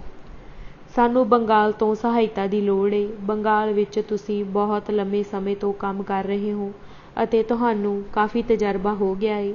ਕਰਤਾਰ ਸਿੰਘ ਨੇ ਵੀ ਇਸ ਗੱਲ ਦੀ ਹਾਮੀ ਭਰੀ, ਪਰ ਅਮਰ ਸਿੰਘ ਵੱਲ ਇਸ਼ਾਰਾ ਕਰਕੇ ਕਹਿਣ ਲੱਗਾ, ਦੇਖੋ ਭਾਈ, ਏਦਾਂ ਹਿੰਮਤ ਕਿਉਂ ਹਾਰਦੇ ਹੋ? ਜਦੋਂ ਲੋੜ ਪਈ ਤਾਂ ਦੇਖਿਓ ਤੁਹਾਡੇ ਵਿੱਚੋਂ ਕਿੰਨਿਆਂ ਨੇ ਛੁਪੇ ਰੁਸਤਮ ਨਿਕਲਣਾ ਏ। ਉਸ ਦਿਨ ਉਹਨਾਂ ਦੀਆਂ ਗੱਲਾਂ ਤੋਂ ਮੈਨੂੰ ਪਤਾ ਲੱਗ ਗਿਆ ਕਿ ਜਿਸ ਮਹਾਨ ਕਾਰਜ ਲਈ ਇਹਨਾਂ ਨੇ ਪੈਰ ਪੁੱਟਿਆ ਏ, ਉਹਦੇ ਵੱਡੇ ਹੋਣ ਦਾ ਅਹਿਸਾਸ ਇਹਨਾਂ ਦੀ ਨਸ-ਨਸ ਵਿੱਚ ਭਰ ਗਿਆ ਏ, ਅਤੇ ਆਪਣੀ ਸ਼ਕਤੀ ਵਿੱਚ ਕੋਈ ਕਮੀ ਸਮਝ ਕੇ ਬਾਹਰੋਂ ਕੋਈ ਸਹਾਰਾ ਲੱਭ ਰਹੇ ਹਨ। ਪਰ ਇਸ ਦੇ ਨਾਲ ਹੀ ਮੈਂ ਇਹ ਵੀ ਸਮਝ ਗਿਆ ਕਿ ਜੇਕਰ ਇਹਨਾਂ ਵਿੱਚ ਸੱਚੀ ਕੋਈ ਕੰਮ ਕਰਨ ਵਾਲਾ ਏ ਤਾਂ ਉਹ ਕਰਤਾਰ ਸਿੰਘ ਏ। ਮੈਂ ਉਸ ਵਿੱਚ ਜਿਸ ਤਰ੍ਹਾਂ ਦਾ ਆਤਮ ਵਿਸ਼ਵਾਸ ਵੇਖਿਆ, ਉਸ ਤਰ੍ਹਾਂ ਦਾ ਆਤਮ ਵਿਸ਼ਵਾਸ ਨਾ ਹੋਣ ਅਤੇ ਕੋਈ ਵੀ ਵਿਅਕਤੀ ਵੱਡਾ ਕਾਰਜ ਨਹੀਂ ਕਰ ਸਕਦਾ। ਬਹੁਤਿਆਂ ਵਿੱਚ ਆਪਣੀ ਸ਼ਕਤੀ ਨੂੰ ਲੈ ਕੇ ਹੰਕਾਰ ਹੋਣ ਦੇ ਬਾਵਜੂਦ ਅਜਿਹੇ ਆਤਮ ਵਿਸ਼ਵਾਸ ਦੀ ਭਾਵਨਾ ਘੱਟ ਹੀ ਵੇਖੀ ਜਾਂਦੀ ਏ। ਹੰਕਾਰ ਅਤੇ ਆਤਮ ਵਿਸ਼ਵਾਸ ਦੋ ਵੱਖੋ ਵੱਖਰੀਆਂ ਭਾਵਨਾਵਾਂ ਹਨ। ਹੰਕਾਰ ਦੂਸਰੇ 'ਤੇ ਸੱਟ ਮਾਰਦਾ ਏ, ਪਰ ਜਿਹੜਾ ਹੰਕਾਰ ਦੂਸਰੇ ਨਾਲੋਂ ਨੋਕ ਝੋਕ ਕੀਤੇ ਬਿਨਾਂ ਆਪਣੇ ਹਿਰਦੇ ਵਿੱਚ ਸ਼ਕਤੀ ਦੇ ਅਨੁਭਵ ਨੂੰ ਜਾਗਰਿਤ ਕਰਦਾ ਏ, ਉਹੀ ਆਤਮ ਵਿਸ਼ਵਾਸ ਏ। ਜੋ ਵੀ ਹੋਵੇ, ਇਹਨਾਂ ਲੋਕਾਂ ਤੋਂ ਮੈਨੂੰ ਪੰਜਾਬ ਦੀ ਹਾਲਤ ਦਾ ਬਹੁਤ ਕੁਝ ਪਤਾ ਲੱਗ ਗਿਆ। ਉਹਨਾਂ ਵਿੱਚੋਂ ਬਹੁਤੀਆਂ ਗੱਲਾਂ ਦਾ ਵਰਣਨ ਪਹਿਲਾਂ ਕੀਤਾ ਜਾ ਚੁੱਕਾ ਏ। ਇਹਨਾਂ ਦੀਆਂ ਗੱਲਾਂ ਤੋਂ ਮੈਨੂੰ ਪਤਾ ਲੱਗ ਗਿਆ ਕਿ ਇਹਨਾਂ ਦੇ ਵਿਦਰੋਹ ਦੀ ਤਿਆਰੀ ਦਾ ਮੁੱਖ ਦਾਰੋਮਦਾਰ ਪੰਜਾਬ ਦੀਆਂ ਸਿੱਖ ਫੌਜਾਂ ਹਨ। ਕਰਤਾਰ ਸਿੰਘ ਤੋਂ ਪਤਾ ਲੱਗਾ ਕਿ ਭਾਰਤ ਵਿੱਚ ਅਮਰੀਕਾ ਤੋਂ ਸਿੱਖਾਂ ਦਾ ਜਿਹੜਾ ਪਹਿਲਾ ਦਲ ਆਇਆ ਸੀ, ਉਸੇ ਵਿੱਚ ਉਹ ਵੀ ਆਏ ਸਨ ਅਤੇ ਸਤੰਬਰ ਮਹੀਨੇ ਤੋਂ ਇਸ ਕਾਰਜ ਦੀ ਤਿਆਰੀ ਕਰ ਰਹੇ ਹਨ। ਹੁਣ ਕਰਤਾਰ ਸਿੰਘ ਨੇ ਮੈਨੂੰ ਪੁੱਛਿਆ, ਹਥਿਆਰ ਆਦਿ ਦੇ ਕੇ ਬੰਗਾਲ ਸਾਡੀ ਕਿੱਥੋਂ ਤੱਕ ਸਹਾਇਤਾ ਕਰ ਸਕਦਾ ਏ? ਬੰਗਾਲ ਵਿੱਚ ਕਿੰਨੇ ਹਜ਼ਾਰ ਬੰਦੂਕਾਂ ਹਨ ਆਦਿ। ਮੈਂ ਕਿਹਾ, ਤੁਹਾਡਾ ਕੀ ਖਿਆਲ ਏ ਬੰਗਾਲ ਵਿੱਚ ਕਿੰਨੇ ਹਥਿਆਰ ਹੋਣਗੇ? ਕਰਤਾਰ ਸਿੰਘ ਮੇਰਾ ਖਿਆਲ ਏ ਬੰਗਾਲ ਵਿੱਚ ਕਾਫੀ ਹਥਿਆਰ ਜਮ੍ਹਾਂ ਕਰ ਲਏ ਗਏ ਹਨ, ਕਿਉਂਕਿ ਬੰਗਾਲ ਤਾਂ ਕਾਫੀ ਚਿਰਾਂ ਤੋਂ ਕ੍ਰਾਂਤੀ ਦੀ ਤਿਆਰੀ ਕਰ ਰਿਹਾ ਏ ਅਤੇ ਸਾਡੇ ਦਲ ਦੇ ਪਰਮਾਨੰਦ ਦੇ ਇੱਕ ਬੰਗਾਲੀ ਮਿੱਤਰ ਨੇ ਉਹਨਾਂ ਨੂੰ 500 ਰਿਵਾਲਵਰ ਦੇਣ ਦਾ ਵਚਨ ਦਿੱਤਾ ਏ। ਇਹਦੇ ਲਈ ਪਰਮਾਨੰਦ ਬੰਗਾਲ ਗਏ ਹੋਏ ਨੇ। ਮੈਂ ਕਿਹਾ, ਜਿਨ੍ਹਾਂ ਨੇ ਪਰਮਾਨੰਦ ਨੂੰ ਇਹ ਗੱਲ ਕਹੀ ਏ ਉਹ ਕੋਈ ਫਾਲਤੂ ਬੰਦਾ ਹੋਣਾ ਏ, ਕਿਉਂਕਿ ਬੰਗਾਲ ਵਿੱਚ ਕੋਈ ਵੀ ਅਤੇ ਕਿਤੋਂ ਵੀ 500 ਰਿਵਾਲਵਰ ਨਹੀਂ ਦੇ ਸਕਦਾ। ਜਿਹਨੇ ਵੀ ਇਹ ਗੱਲ ਕਹੀ ਏ ਉਹਨੇ ਗੱਪ ਮਾਰੀ ਏ। ਕਰਤਾਰ ਸਿੰਘ, ਤਾਂ ਫਿਰ ਬੰਗਾਲ ਸਾਨੂੰ ਕਿਸ ਤਰ੍ਹਾਂ ਦੀ ਸਹਾਇਤਾ ਦੇਵੇਗਾ ਤੇ ਕੀ ਉੱਥੇ ਵੀ ਪੰਜਾਬ ਦੇ ਨਾਲ ਹੀ ਗਦਰ ਹੋਵੇਗਾ? ਬੰਗਾਲ ਵਿੱਚ ਤੁਹਾਡੇ ਅਧੀਨ ਕੰਮ ਕਰਨ ਵਾਲੇ ਕਿੰਨੇ ਹਨ? ਹੋਰ ਕਿਸੇ ਸਮੇਂ ਕਿਸੇ ਵੀ ਵਿਅਕਤੀ ਨੂੰ ਅਸੀਂ ਅਜਿਹੇ ਸਵਾਲ ਕਰਨ ਦਾ ਮੌਕਾ ਹੀ ਨਹੀਂ ਦਿੰਦੇ ਸੀ ਅਤੇ ਜੇ ਕੋਈ ਪੁੱਛ ਹੀ ਬੈਠਦਾ ਸੀ ਤਾਂ ਕਹਿ ਦਿੰਦੇ ਸੀ, ਇਹਨਾਂ ਗੱਲਾਂ ਨੂੰ ਜਾਣ ਕੇ ਤੁਸੀਂ ਕੀ ਕਰੋਗੇ? ਸਮਝ ਲਓ ਕਿ ਕੁਝ ਵੀ ਤਿਆਰੀ ਨਹੀਂ ਏ। ਕੀ ਫੇਰ ਵੀ ਤੁਸੀਂ ਇਸ ਦਲ ਵਿੱਚ ਸ਼ਾਮਲ ਹੋਵੋਗੇ ਜਾਂ ਨਹੀਂ? ਤੁਹਾਨੂੰ ਆਪ ਹੀ ਮੁੱਢ ਤੋਂ ਤਿਆਰੀ ਕਰਨੀ ਪਵੇਗੀ। ਅਜਿਹੀ ਹਾਲਤ ਵਿੱਚ ਵੀ ਤੁਸੀਂ ਸਾਡੇ ਨਾਲ ਸ਼ਾਮਿਲ ਹੋਣਾ ਚਾਹੋਗੇ? ਆਦਿ। ਹਾਂ, ਬੰਗਾਲ ਵਿੱਚ ਕਿਤੇ-ਕਿਤੇ ਕੁਝ ਅਜਿਹੇ ਲੋਕ ਵੀ ਸਨ ਜਿਹੜੇ ਕ੍ਰਾਂਤੀ ਦੀਆਂ ਜੰਗੀ ਤਿਆਰੀਆਂ ਦੀਆਂ ਗੱਲਾਂ ਵਧਾ ਚੜ੍ਹਾ ਕੇ ਲੋਕਾਂ ਵਿੱਚ ਸੁਣਾਉਂਦੇ ਸਨ ਅਤੇ ਲੋਕਾਂ ਨੂੰ ਲਾਲਚ ਦੇ ਕੇ ਦਲ ਵਿੱਚ ਸ਼ਾਮਿਲ ਕਰਦੇ ਸਨ। ਜੋ ਵੀ ਹੋਵੇ, ਕਰਤਾਰ ਸਿੰਘ ਨੇ ਜਦੋਂ ਇਹ ਸਵਾਲ ਕੀਤੇ ਤਾਂ ਉਹਨਾਂ ਦਾ ਸਹੀ ਜਵਾਬ ਨਾ ਦੇ ਕੇ ਉਹਨਾਂ ਨੂੰ ਟਾਲ ਦੇਣਾ ਉਚਿਤ ਨਾ ਲੱਗਾ। ਕਰਤਾਰ ਸਿੰਘ ਨੂੰ ਕਿਹਾ ਕਿ ਪੰਜਾਬ ਵਿੱਚ ਕਈ ਥਾਵਾਂ 'ਤੇ ਸਾਡੇ ਕੁਝ ਬੰਬ ਗੋਲੇ ਰੱਖੇ ਹੋਏ ਹਨ, ਲੋੜ ਪੈਣ 'ਤੇ ਦਿੱਤੇ ਜਾ ਸਕਦੇ ਹਨ। ਪਰ ਉਹਨਾਂ ਨੂੰ ਲੈਣ ਦੀ ਇੱਛਾ ਜਤਾਈ ਤਾਂ ਮੈਂ ਪੁੱਛਿਆ ਕਿ ਤੁਹਾਡੇ ਨਾਲ ਹੁਣ ਮੁਲਾਕਾਤ ਕਿੱਥੇ ਹੋਵੇਗੀ? ਤਾਂ ਉਹਨਾਂ ਨੇ ਜਵਾਬ ਦਿੱਤਾ, ਸਾਡੇ ਠਹਿਰਨ ਦਾ ਕੋਈ ਨਿਸ਼ਚਿਤ ਸਥਾਨ ਨਹੀਂ ਏ। ਮੈਂ ਪੁੱਛਿਆ, ਤੁਹਾਡਾ ਕੋਈ ਆਪਣਾ ਕੇਂਦਰ ਨਹੀਂ ਏ ਜਿੱਥੋਂ ਸਾਰੀਆਂ ਗੱਲਾਂ ਦਾ ਪਤਾ ਲੱਗ ਸਕੇ? ਉੱਤਰ ਨਾ ਵਿੱਚ ਮਿਲਿਆ। ਪਤਾ ਲੱਗਾ ਕਿ ਇਹ ਲੋਕ ਵੱਖੋ ਵੱਖਰੇ ਕੰਮਾਂ ਲਈ ਚਲੇ ਜਾਣਗੇ ਅਤੇ ਕੰਮ ਹੋਣ ਤੋਂ ਬਾਅਦ ਫੇਰ ਇੱਕ ਨਿਸ਼ਚਿਤ ਥਾਂ 'ਤੇ ਆ ਕੇ ਮਿਲਣਗੇ। ਜੇਕਰ ਕਿਸੇ ਕਾਰਨ ਇਸ ਤਰ੍ਹਾਂ ਇਕੱਠੇ ਨਾ ਮਿਲ ਸਕਣ ਤਾਂ ਗੁਰਦੁਆਰੇ ਵਿੱਚ ਲੱਭਣ ਤੋਂ ਇਲਾਵਾ ਹੋਰ ਕੋਈ ਉਪਾਅ ਨਹੀਂ ਸੀ। ਇਹ ਸੁਣ ਕੇ ਮੈਨੂੰ ਬੜੀ ਹੈਰਾਨੀ ਹੋਈ। ਮੈਂ ਸਮਝਿਆ ਕਿ ਸ਼ਾਇਦ ਮੈਨੂੰ ਸਾਰੀਆਂ ਗੱਲਾਂ ਦੱਸੀਆਂ ਨਹੀਂ ਜਾ ਰਹੀਆਂ। ਇਸੇ ਕਰਕੇ ਆਪਣੇ ਸੁਭਾਅ ਅਨੁਸਾਰ ਮੈਂ ਕੁਝ ਪੁੱਛ-ਗਿੱਛ ਨਹੀਂ ਕੀਤੀ ਅਤੇ ਨਾ ਹੀ ਇਸ ਸੰਬੰਧ ਵਿੱਚ ਕੋਈ ਸਲਾਹ ਦਿੱਤੀ। ਬਾਅਦ ਵਿੱਚ ਸੰਬੰਧ ਗਹਿਰੇ ਹੋਣ 'ਤੇ ਪਤਾ ਲੱਗਾ ਕਿ ਸੱਚੀ ਹੀ ਏਦਾਂ ਹੀ ਸੀ ਅਤੇ ਉਹਦਾ ਉਪਾਅ ਵੀ ਕਰ ਦਿੱਤਾ ਗਿਆ। ਉਸ ਬਾਗ ਵਿੱਚ ਜਿੱਥੇ ਗੱਲਬਾਤ ਹੋ ਰਹੀ ਸੀ, ਪਹੁੰਚਦਿਆਂ ਹੀ ਮੈਨੂੰ ਮਹਿਸੂਸ ਹੋ ਗਿਆ ਸੀ ਕਿ ਜਲੰਧਰ ਸ਼ਹਿਰ ਵਿੱਚ ਇਹਨਾਂ ਦਾ ਆਪਣਾ ਕੋਈ ਅੱਡਾ ਨਹੀਂ ਏ। ਜਿਹੜੇ ਲੋਕ ਇੱਥੇ ਆਏ ਸਨ ਉਹ ਸਾਰੇ ਜਲੰਧਰ ਤੋਂ ਬਾਹਰਲੇ ਸਨ। ਇੱਥੇ ਇਹਨਾਂ ਦਾ ਕੋਈ ਅਜਿਹਾ ਸਥਾਨ ਨਹੀਂ ਸੀ ਜਿੱਥੇ ਜਾ ਕੇ ਮੈਂ ਆਰਾਮ ਕਰ ਸਕਦਾ। ਇਸ ਤਰ੍ਹਾਂ ਜਿਹੜੀ ਗੜਬੜ ਵਾਲੀ ਅਤੇ ਬਗੈਰ ਵਿਉਂਤਬੰਦੀ ਵਾਲੀ ਸਥਿਤੀ ਵਿੱਚ ਉਸ ਰਾਸ ਬਿਹਾਰੀ ਨੂੰ ਬੁਲਾਉਣਾ ਚਾਹੁੰਦੇ ਸਨ, ਜਿਨ੍ਹਾਂ ਨੂੰ ਗ੍ਰਿਫਤਾਰ ਕਰਾਉਣ ਲਈ ਉਸ ਸਮੇਂ 7,500 ਰੁਪਏ ਦਾ ਇਨਾਮ ਰੱਖਿਆ ਗਿਆ ਸੀ। ਅਖੀਰ ਇਹ ਸਾਰੀਆਂ ਗੱਲਾਂ ਸੁਣ ਕੇ ਮੈਂ ਕਰਤਾਰ ਸਿੰਘ ਨੂੰ ਅਗਲੇ ਦਿਨ ਕਿਸੇ ਸਥਾਨ 'ਤੇ ਪਹੁੰਚਣ ਲਈ ਕਿਹਾ ਅਤੇ ਉਹ ਰਾਜ਼ੀ ਹੋ ਗਏ। ਤੈਅ ਹੋਇਆ ਕਿ ਮੈਂ ਉਹਨਾਂ ਦੀ ਉਡੀਕ ਉਸੇ ਸਟੇਸ਼ਨ 'ਤੇ ਕਰਾਂਗਾ। ਫੇਰ ਉਹਨਾਂ ਨੂੰ ਨਾਲ ਲੈ ਜਾਵਾਂਗਾ ਅਤੇ ਸੰਭਾਲੇ ਹੋਏ ਬੰਬ ਦੇ ਗੋਲੇ ਉਹਨਾਂ ਦੇ ਸਪੁਰਦ ਕਰ ਦੇਵਾਂਗਾ। ਘੜੀ ਦੇਖੀ, ਸਾਰੇ ਲੋਕ ਆਪਣਾ ਆਪਣਾ ਕੰਮ ਕਰਨ ਲਈ ਉੱਠ ਖੜ੍ਹੇ ਹੋਏ। ਮੈਂ ਆਪਣੇ ਮਿੱਥੇ ਸਥਾਨ 'ਤੇ ਪਹੁੰਚ ਕੇ ਆਪਣੇ ਅੱਡੇ 'ਤੇ ਗਿਆ। ਉੱਥੇ ਸਾਡਾ ਜਿਹੜਾ ਬੰਦਾ ਸੀ ਉਸ ਨੂੰ ਮੈਂ ਜਲੰਧਰ ਵਿੱਚ ਸਿੱਖਾਂ ਨਾਲ ਮੁਲਾਕਾਤ ਆਦਿ ਦੀ ਘਟਨਾ ਬਾਰੇ ਕੁਝ ਨਹੀਂ ਦੱਸਿਆ। ਸਿਰਫ ਇਹੀ ਕਿਹਾ ਕਿ ਮੈਨੂੰ ਕੁਝ ਬੰਬਾਂ ਦੀ ਲੋੜ ਏ। ਇੱਕ ਸਿੱਖ ਸੱਜਣ ਆਉਣਗੇ ਅਤੇ ਲੈ ਜਾਣਗੇ। ਸਿੱਖ ਨਾਮ ਸੁਣ ਕੇ ਉਹ ਥੋੜ੍ਹਾ ਝਿਜਕਿਆ ਤੇ ਕਹਿਣ ਲੱਗਾ ਕਿ ਸਾਵਧਾਨ ਰਿਹੋ, ਸਿੱਖਾਂ ਨਾਲ ਜ਼ਰਾ ਸੋਚ ਸਮਝ ਕੇ ਮੇਲ ਜੋਲ ਰੱਖਣਾ। ਉਹਨਾਂ 'ਤੇ ਅੱਜ ਕੱਲ੍ਹ ਸਰਕਾਰ ਦੀ ਬਹੁਤ ਸਖਤ ਨਜ਼ਰ ਏ। ਇਸ ਵੇਲੇ ਉਹਨਾਂ ਦੇ ਸਾਥ ਤੋਂ ਵੱਖ ਰਹਿਣਾ ਹੀ ਚੰਗਾ ਏ। ਮੈਂ ਮਨ ਵਿੱਚ ਸੋਚਿਆ ਕਿ ਬੜੀ ਮੁਸੀਬਤ ਏ, ਹੁਣ ਇਹਨਾਂ 'ਤੇ ਵਿਸ਼ਵਾਸ ਕਰਨਾ ਠੀਕ ਨਹੀਂ ਏ ਅਤੇ ਇਹਨਾਂ ਨਾਲ ਕੋਈ ਵਾਸਤਾ ਨਾ ਰੱਖਿਆ ਜਾਵੇ। ਬਾਹਰੀ ਤੌਰ 'ਤੇ ਮੈਂ ਉਹਦੀ ਹਾਂ ਵਿੱਚ ਹਾਂ ਮਿਲਾ ਕੇ ਮਿੱਥੇ ਹੋਏ ਸਮੇਂ 'ਤੇ ਸਟੇਸ਼ਨ 'ਤੇ ਆ ਗਿਆ। ਫੌਜ ਦੀਆਂ ਬੈਰਕਾਂ ਵਿੱਚ ਦਾਦਾ ਰਾਸ ਬਿਹਾਰੀ ਬੋਸ ਨਾਲ ਸਲਾਹ ਕਰਨ ਤੋਂ ਬਾਅਦ ਤੈਅ ਹੋਇਆ ਕਿ ਸੰਯੁਕਤ ਪ੍ਰਾਂਤ ਦੇ ਸੈਨਿਕਾਂ ਵਿੱਚ ਵੀ ਕ੍ਰਾਂਤੀ ਦੇ ਵਿਚਾਰ ਫੈਲਾ ਦੇਣੇ ਚਾਹੀਦੇ ਹਨ ਅਤੇ ਬੰਗਾਲ ਨੂੰ ਪੰਜਾਬ ਦੇ ਵਿਦਰੋਹ ਦੀ ਖਬਰ ਬਹੁਤ ਜਲਦ ਦੇ ਦੇਣੀ ਚਾਹੀਦੀ ਏ। 5 ਦਸੰਬਰ ਦਾ ਇੰਤਜ਼ਾਰ ਹੋਣ ਲੱਗਾ, ਕਿਉਂਕਿ ਪ੍ਰਿਥਵੀ ਸਿੰਘ ਨਾਲ ਗੱਲਬਾਤ ਹੋ ਜਾਣ 'ਤੇ ਮੇਰਾ ਬੰਗਾਲ ਜਾਣਾ ਨਿਸ਼ਚਿਤ ਕੀਤਾ ਗਿਆ ਸੀ। ਇਸ ਦੌਰਾਨ ਮੈਂ ਇਸ ਤਾੜ ਵਿੱਚ ਰਿਹਾ ਕਿ ਕਾਂਸ਼ੀ ਦੀਆਂ ਛਾਉਣੀਆਂ ਦੀਆਂ ਬੈਰਕਾਂ ਵਿੱਚ ਮੇਰੀ ਪਹੁੰਚ ਕਿਸ ਤਰ੍ਹਾਂ ਹੋਵੇ। ਇਸ ਦੌਰਾਨ ਅਸੀਂ ਆਪਣਾ ਧਿਆਨ ਬਾਕੀ ਕੰਮਾਂ ਵੱਲੋਂ ਹਟਾ ਕੇ ਸਾਰੀ ਸ਼ਕਤੀ ਫੌਜੀਆਂ ਦੇ ਹਿਰਦੇ ਪਰਿਵਰਤਨ ਵੱਲ ਲਾ ਦਿੱਤੀ। ਮੈਂ ਇੱਕ ਦਿਨ ਆਪਣੇ ਇੱਕ ਮਹਾਰਾਸ਼ਟਰੀਅਨ ਮਿੱਤਰ ਨਾਲ ਫੌਜ ਦੀਆਂ ਬੈਰਕਾਂ ਵੱਲ ਗਿਆ। ਅਸੀਂ ਵੇਖਿਆ ਕਿ 2 ਨੌਜਵਾਨ ਸਿੱਖ ਬੈਰਕਾਂ 'ਚੋਂ ਨਿਕਲ ਕੇ ਸ਼ਾਇਦ ਬਾਜ਼ਾਰ ਵੱਲ ਜਾ ਰਹੇ ਸਨ। ਸਾਨੂੰ ਆਪਣੇ ਵੱਲ ਆਉਂਦੇ ਦੇਖ ਕੇ ਉਹ ਰੁਕ ਗਏ।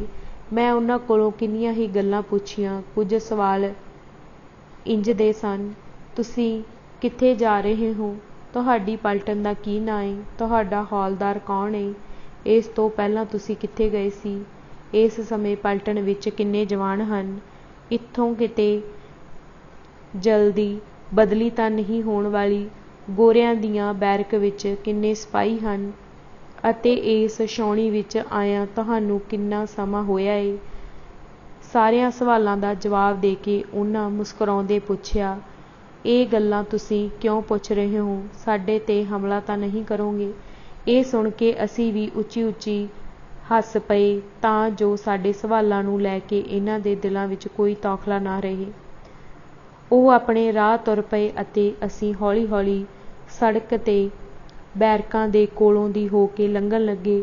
ਬੈਰਕਾਂ ਵਿੱਚ ਜਾਣ ਦੀ ਸਾਡੀ ਹਿੰਮਤ ਨਾ ਪਈ। ਇੰਨੀ ਦੇਰ ਨੂੰ ਦੇਖਿਆ ਕਿ ਇੱਕ ਸਿੱਖ ਲੜਕਾ ਸੜਕ ਵੱਲ ਆ ਰਿਹਾ ਏ।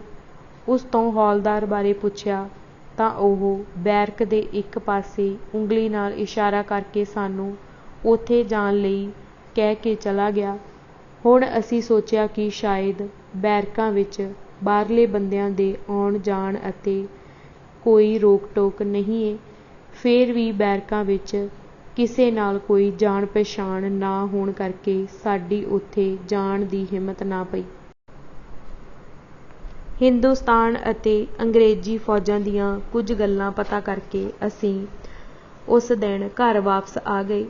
ਕਾਂਸ਼ੀ ਵਿੱਚ ਸਿੱਖਾਂ ਦੀ ਪਲਟਨ ਦੇਖ ਕੇ ਮੈਨੂੰ ਬਹੁਤ ਉਤਸ਼ਾਹ ਮਿਲਿਆ, ਕਿਉਂਕਿ ਪੰਜਾਬ ਵਿੱਚ ਜਾ ਕੇ ਮੈਂ ਦੇਖ ਲਿਆ ਸੀ ਕਿ ਸਿੱਖਾਂ ਨੂੰ ਬਹੁਤ ਆਸਾਨੀ ਨਾਲ ਉਤੇਜਿਤ ਕੀਤਾ ਜਾ ਸਕਦਾ ਏ।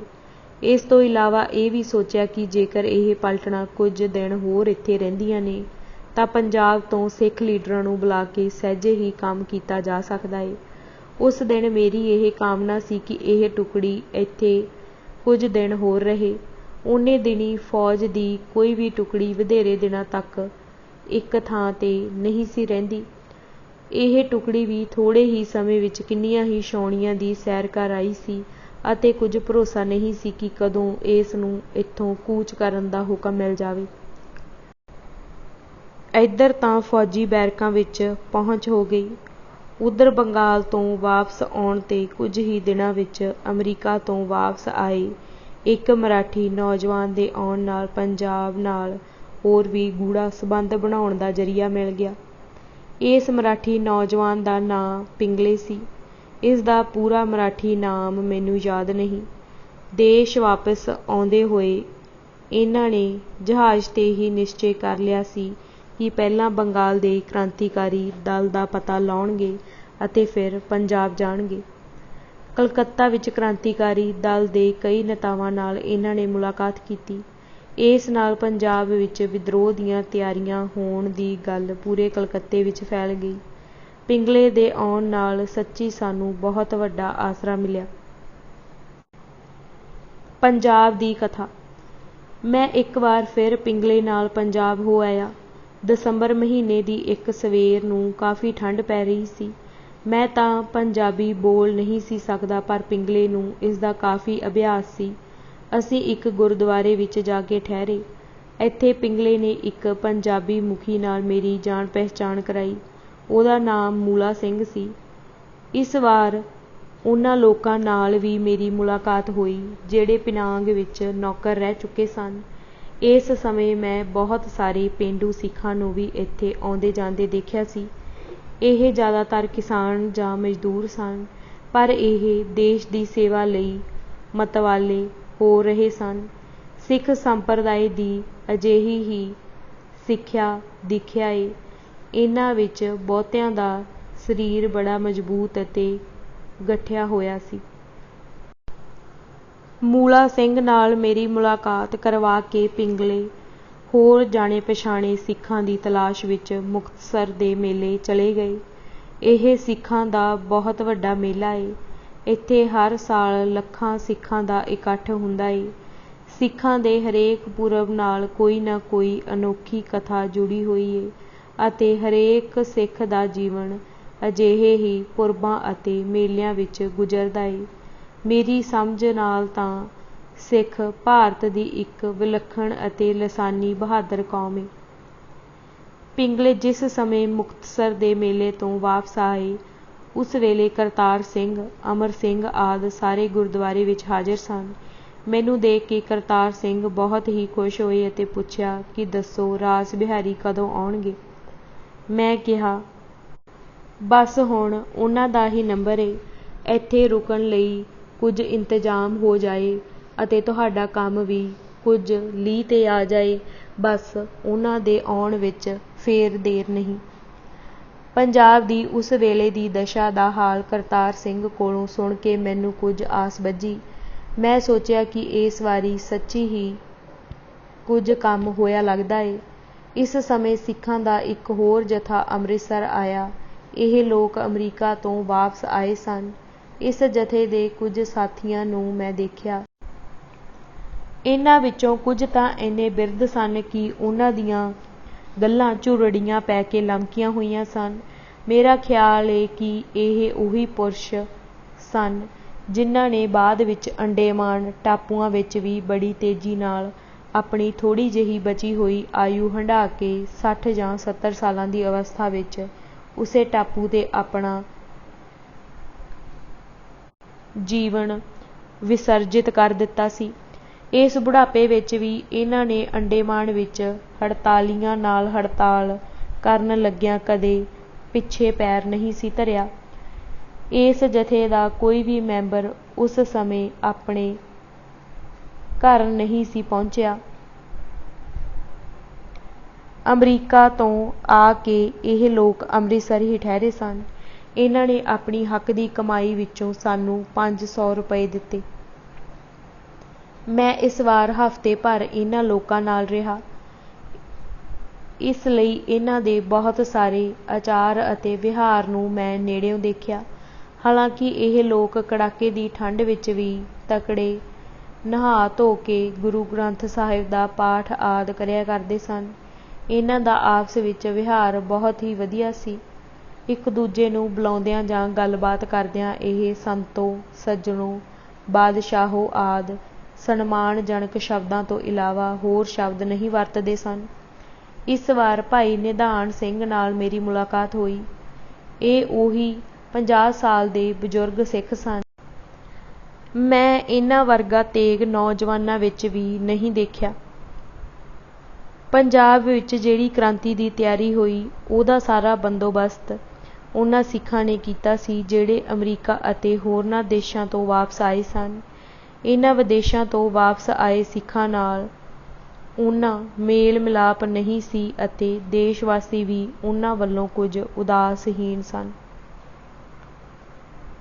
ਪੰਜਾਬ ਵਿੱਚ ਭਾਰਤ ਦਾ ਰਾਸ਼ਟਰੀ ਝੰਡਾ ਬਣਾ ਲਿਆ ਗਿਆ। ਉਸ ਝੰਡੇ ਦੇ ਰੰਗਾਂ ਵਿੱਚ ਆਪਣੀ ਵਿਸ਼ੇਸ਼ਤਾ ਦੱਸਣ ਵਾਲੇ ਖਾਸ ਰੰਗ ਨੂੰ ਸਥਾਨ ਦਿਵਾਉਣ ਲਈ ਸਿੱਖਾਂ ਨੇ ਬੜਾ ਜ਼ੋਰ ਪਾਇਆ। ਇਸ ਲਈ ਹਿੰਦੂ, ਮੁਸਲਮਾਨ, ਸਿੱਖ ਅਤੇ ਭਾਰਤ ਦੇ ਹੋਰਨਾਂ ਧਰਮਾਂ ਦੇ ਚਿੰਨ੍ਹ ਵਜੋਂ ਭਾਰਤ ਦਾ ਰਾਸ਼ਟਰੀ ਝੰਡਾ 4 ਰੰਗਾਂ ਵਿੱਚ ਬਣਿਆ। ਉਸ ਸਮੇਂ ਸਿੱਖਾਂ ਵਿੱਚ ਜਿੱਦਾਂ ਦਾ ਉਤਸ਼ਾਹ ਅਤੇ ਉਤੇਜਨਾ ਦੇਖੀ ਗਈ, ਅਜਿਹਾ ਉਤਸ਼ਾਹ ਕੇਵਲ ਪੰਜਾਬੀ ਮੁਸਲਮਾਨਾਂ ਅਤੇ ਪਠਾਨਾਂ ਵਿੱਚ ਹੀ ਕੁਝ ਹੱਦ ਤੱਕ ਦੇਖਿਆ ਏ। ਭਾਰਤ ਦੀਆਂ ਅਨੇਕ ਕੌਮਾਂ ਨਾਲ ਮਿਲ ਜੁਲ ਕੇ ਸਮਝ ਸਕਿਆ ਹਾਂ ਕਿ ਸਿੱਖਾਂ ਵਾਂਗ ਮਜ਼ਬੂਤ, ਸਮਰੱਥ ਅਤੇ ਭਾਵੁਕ ਕੌਮ ਭਾਰਤ ਵਿੱਚ ਹੋਰ ਕੋਈ ਨਹੀਂ। ਸਿੱਖ ਲੋਕ ਜਿਸ ਤਰ੍ਹਾਂ ਸਹਿਜ ਹੀ ਥੋੜ੍ਹੇ ਹੀ ਸਮੇਂ ਵਿੱਚ ਉਤੇਜਿਤ ਹੋ ਉੱਠਦੇ ਹਨ, ਉਹੋ ਜਿਹੀ ਸਹਿਜਤਾ ਨਾਲ ਭਾਰਤ ਦੀ ਕੋਈ ਵੀ ਕੌਮ ਨਹੀਂ ਹੁੰਦੀ। ਰਾਸ ਬਿਹਾਰੀ ਜਦੋਂ ਗਦਰ ਦੀ ਅਸਫਲਤਾ ਤੋਂ ਬਾਅਦ ਪੰਜਾਬ ਛੱਡ ਕੇ ਕਾਂਸ਼ੀ ਵੱਲ ਵਾਪਸ ਆ ਰਹੇ ਸਨ ਤਾਂ ਟ੍ਰੇਨ ਵਿੱਚ ਇੱਕ ਸਿੱਖ ਫੌਜੀ ਨਾਲ ਉਹਨਾਂ ਦੀ ਗੱਲਬਾਤ ਹੋਈ। ਸਧਾਰਨ ਗੱਲ ਕਰਦਿਆਂ ਪ੍ਰਸੰਗ ਵੱਸ ਭਾਰਤ ਦੀ ਵਰਤਮਾਨ ਦਸ਼ਾ ਦੀ ਗੱਲ ਛਿੜ ਪਈ। ਇੰਨੇ ਥੋੜ੍ਹੇ ਸਮੇਂ ਦੀ ਗੱਲਬਾਤ ਵਿੱਚ ਹੀ ਉਹ ਸਿੱਖ ਇੰਨਾ ਉਤੇਜਿਤ ਹੋ ਗਿਆ ਕਿ ਰਾਸ ਬਿਹਾਰੀ ਦੇ ਸਾਥੀਆਂ ਨੂੰ ਡਰ ਪੈ ਗਿਆ ਕਿ ਕਿਤੇ ਕੁਝ ਅਨਰਥ ਨਾ ਹੋ ਜਾਵੇ, ਕਿਉਂਕਿ ਟ੍ਰੇਨ ਦੇ ਕਮਰੇ ਵਿੱਚ ਹੋਰ ਵੀ ਕਈ ਤਰ੍ਹਾਂ ਦੇ ਲੋਕ ਸਨ। ਇਹ ਸਭ ਕੁਝ ਭੁੱਲ ਕੇ ਉਸ ਸਿੱਖ ਨੇ ਜੋਸ਼ ਵਿੱਚ ਇਹ ਕਹਿਣਾ ਸ਼ੁਰੂ ਕਰ ਦਿੱਤਾ ਸੀ ਕਿ ਉਹ ਦੇਸ਼ ਲਈ ਜ਼ਰੂਰ ਜਾਨ ਦੇਵੇਗਾ। ਜੋ ਵੀ ਇਹ ਬੜੀ ਮੁਸ਼ਕਿਲ ਨਾਲ ਉਹਨਾਂ ਨੇ ਛੁਟਕਾਰਾ ਪਾਇਆ। ਪੰਜਾਬ ਦੇ ਸਿੱਖਾਂ ਵਿੱਚੋਂ ਅਨੇਕਾਂ ਦੀ ਇੱਛਾ ਸੀ ਕਿ ਪੰਜਾਬ ਵਿੱਚ ਖਾਲਸਾ ਰਾਜ ਫੇਰ ਤੋਂ ਸਥਾਪਿਤ ਕੀਤਾ ਜਾਵੇ।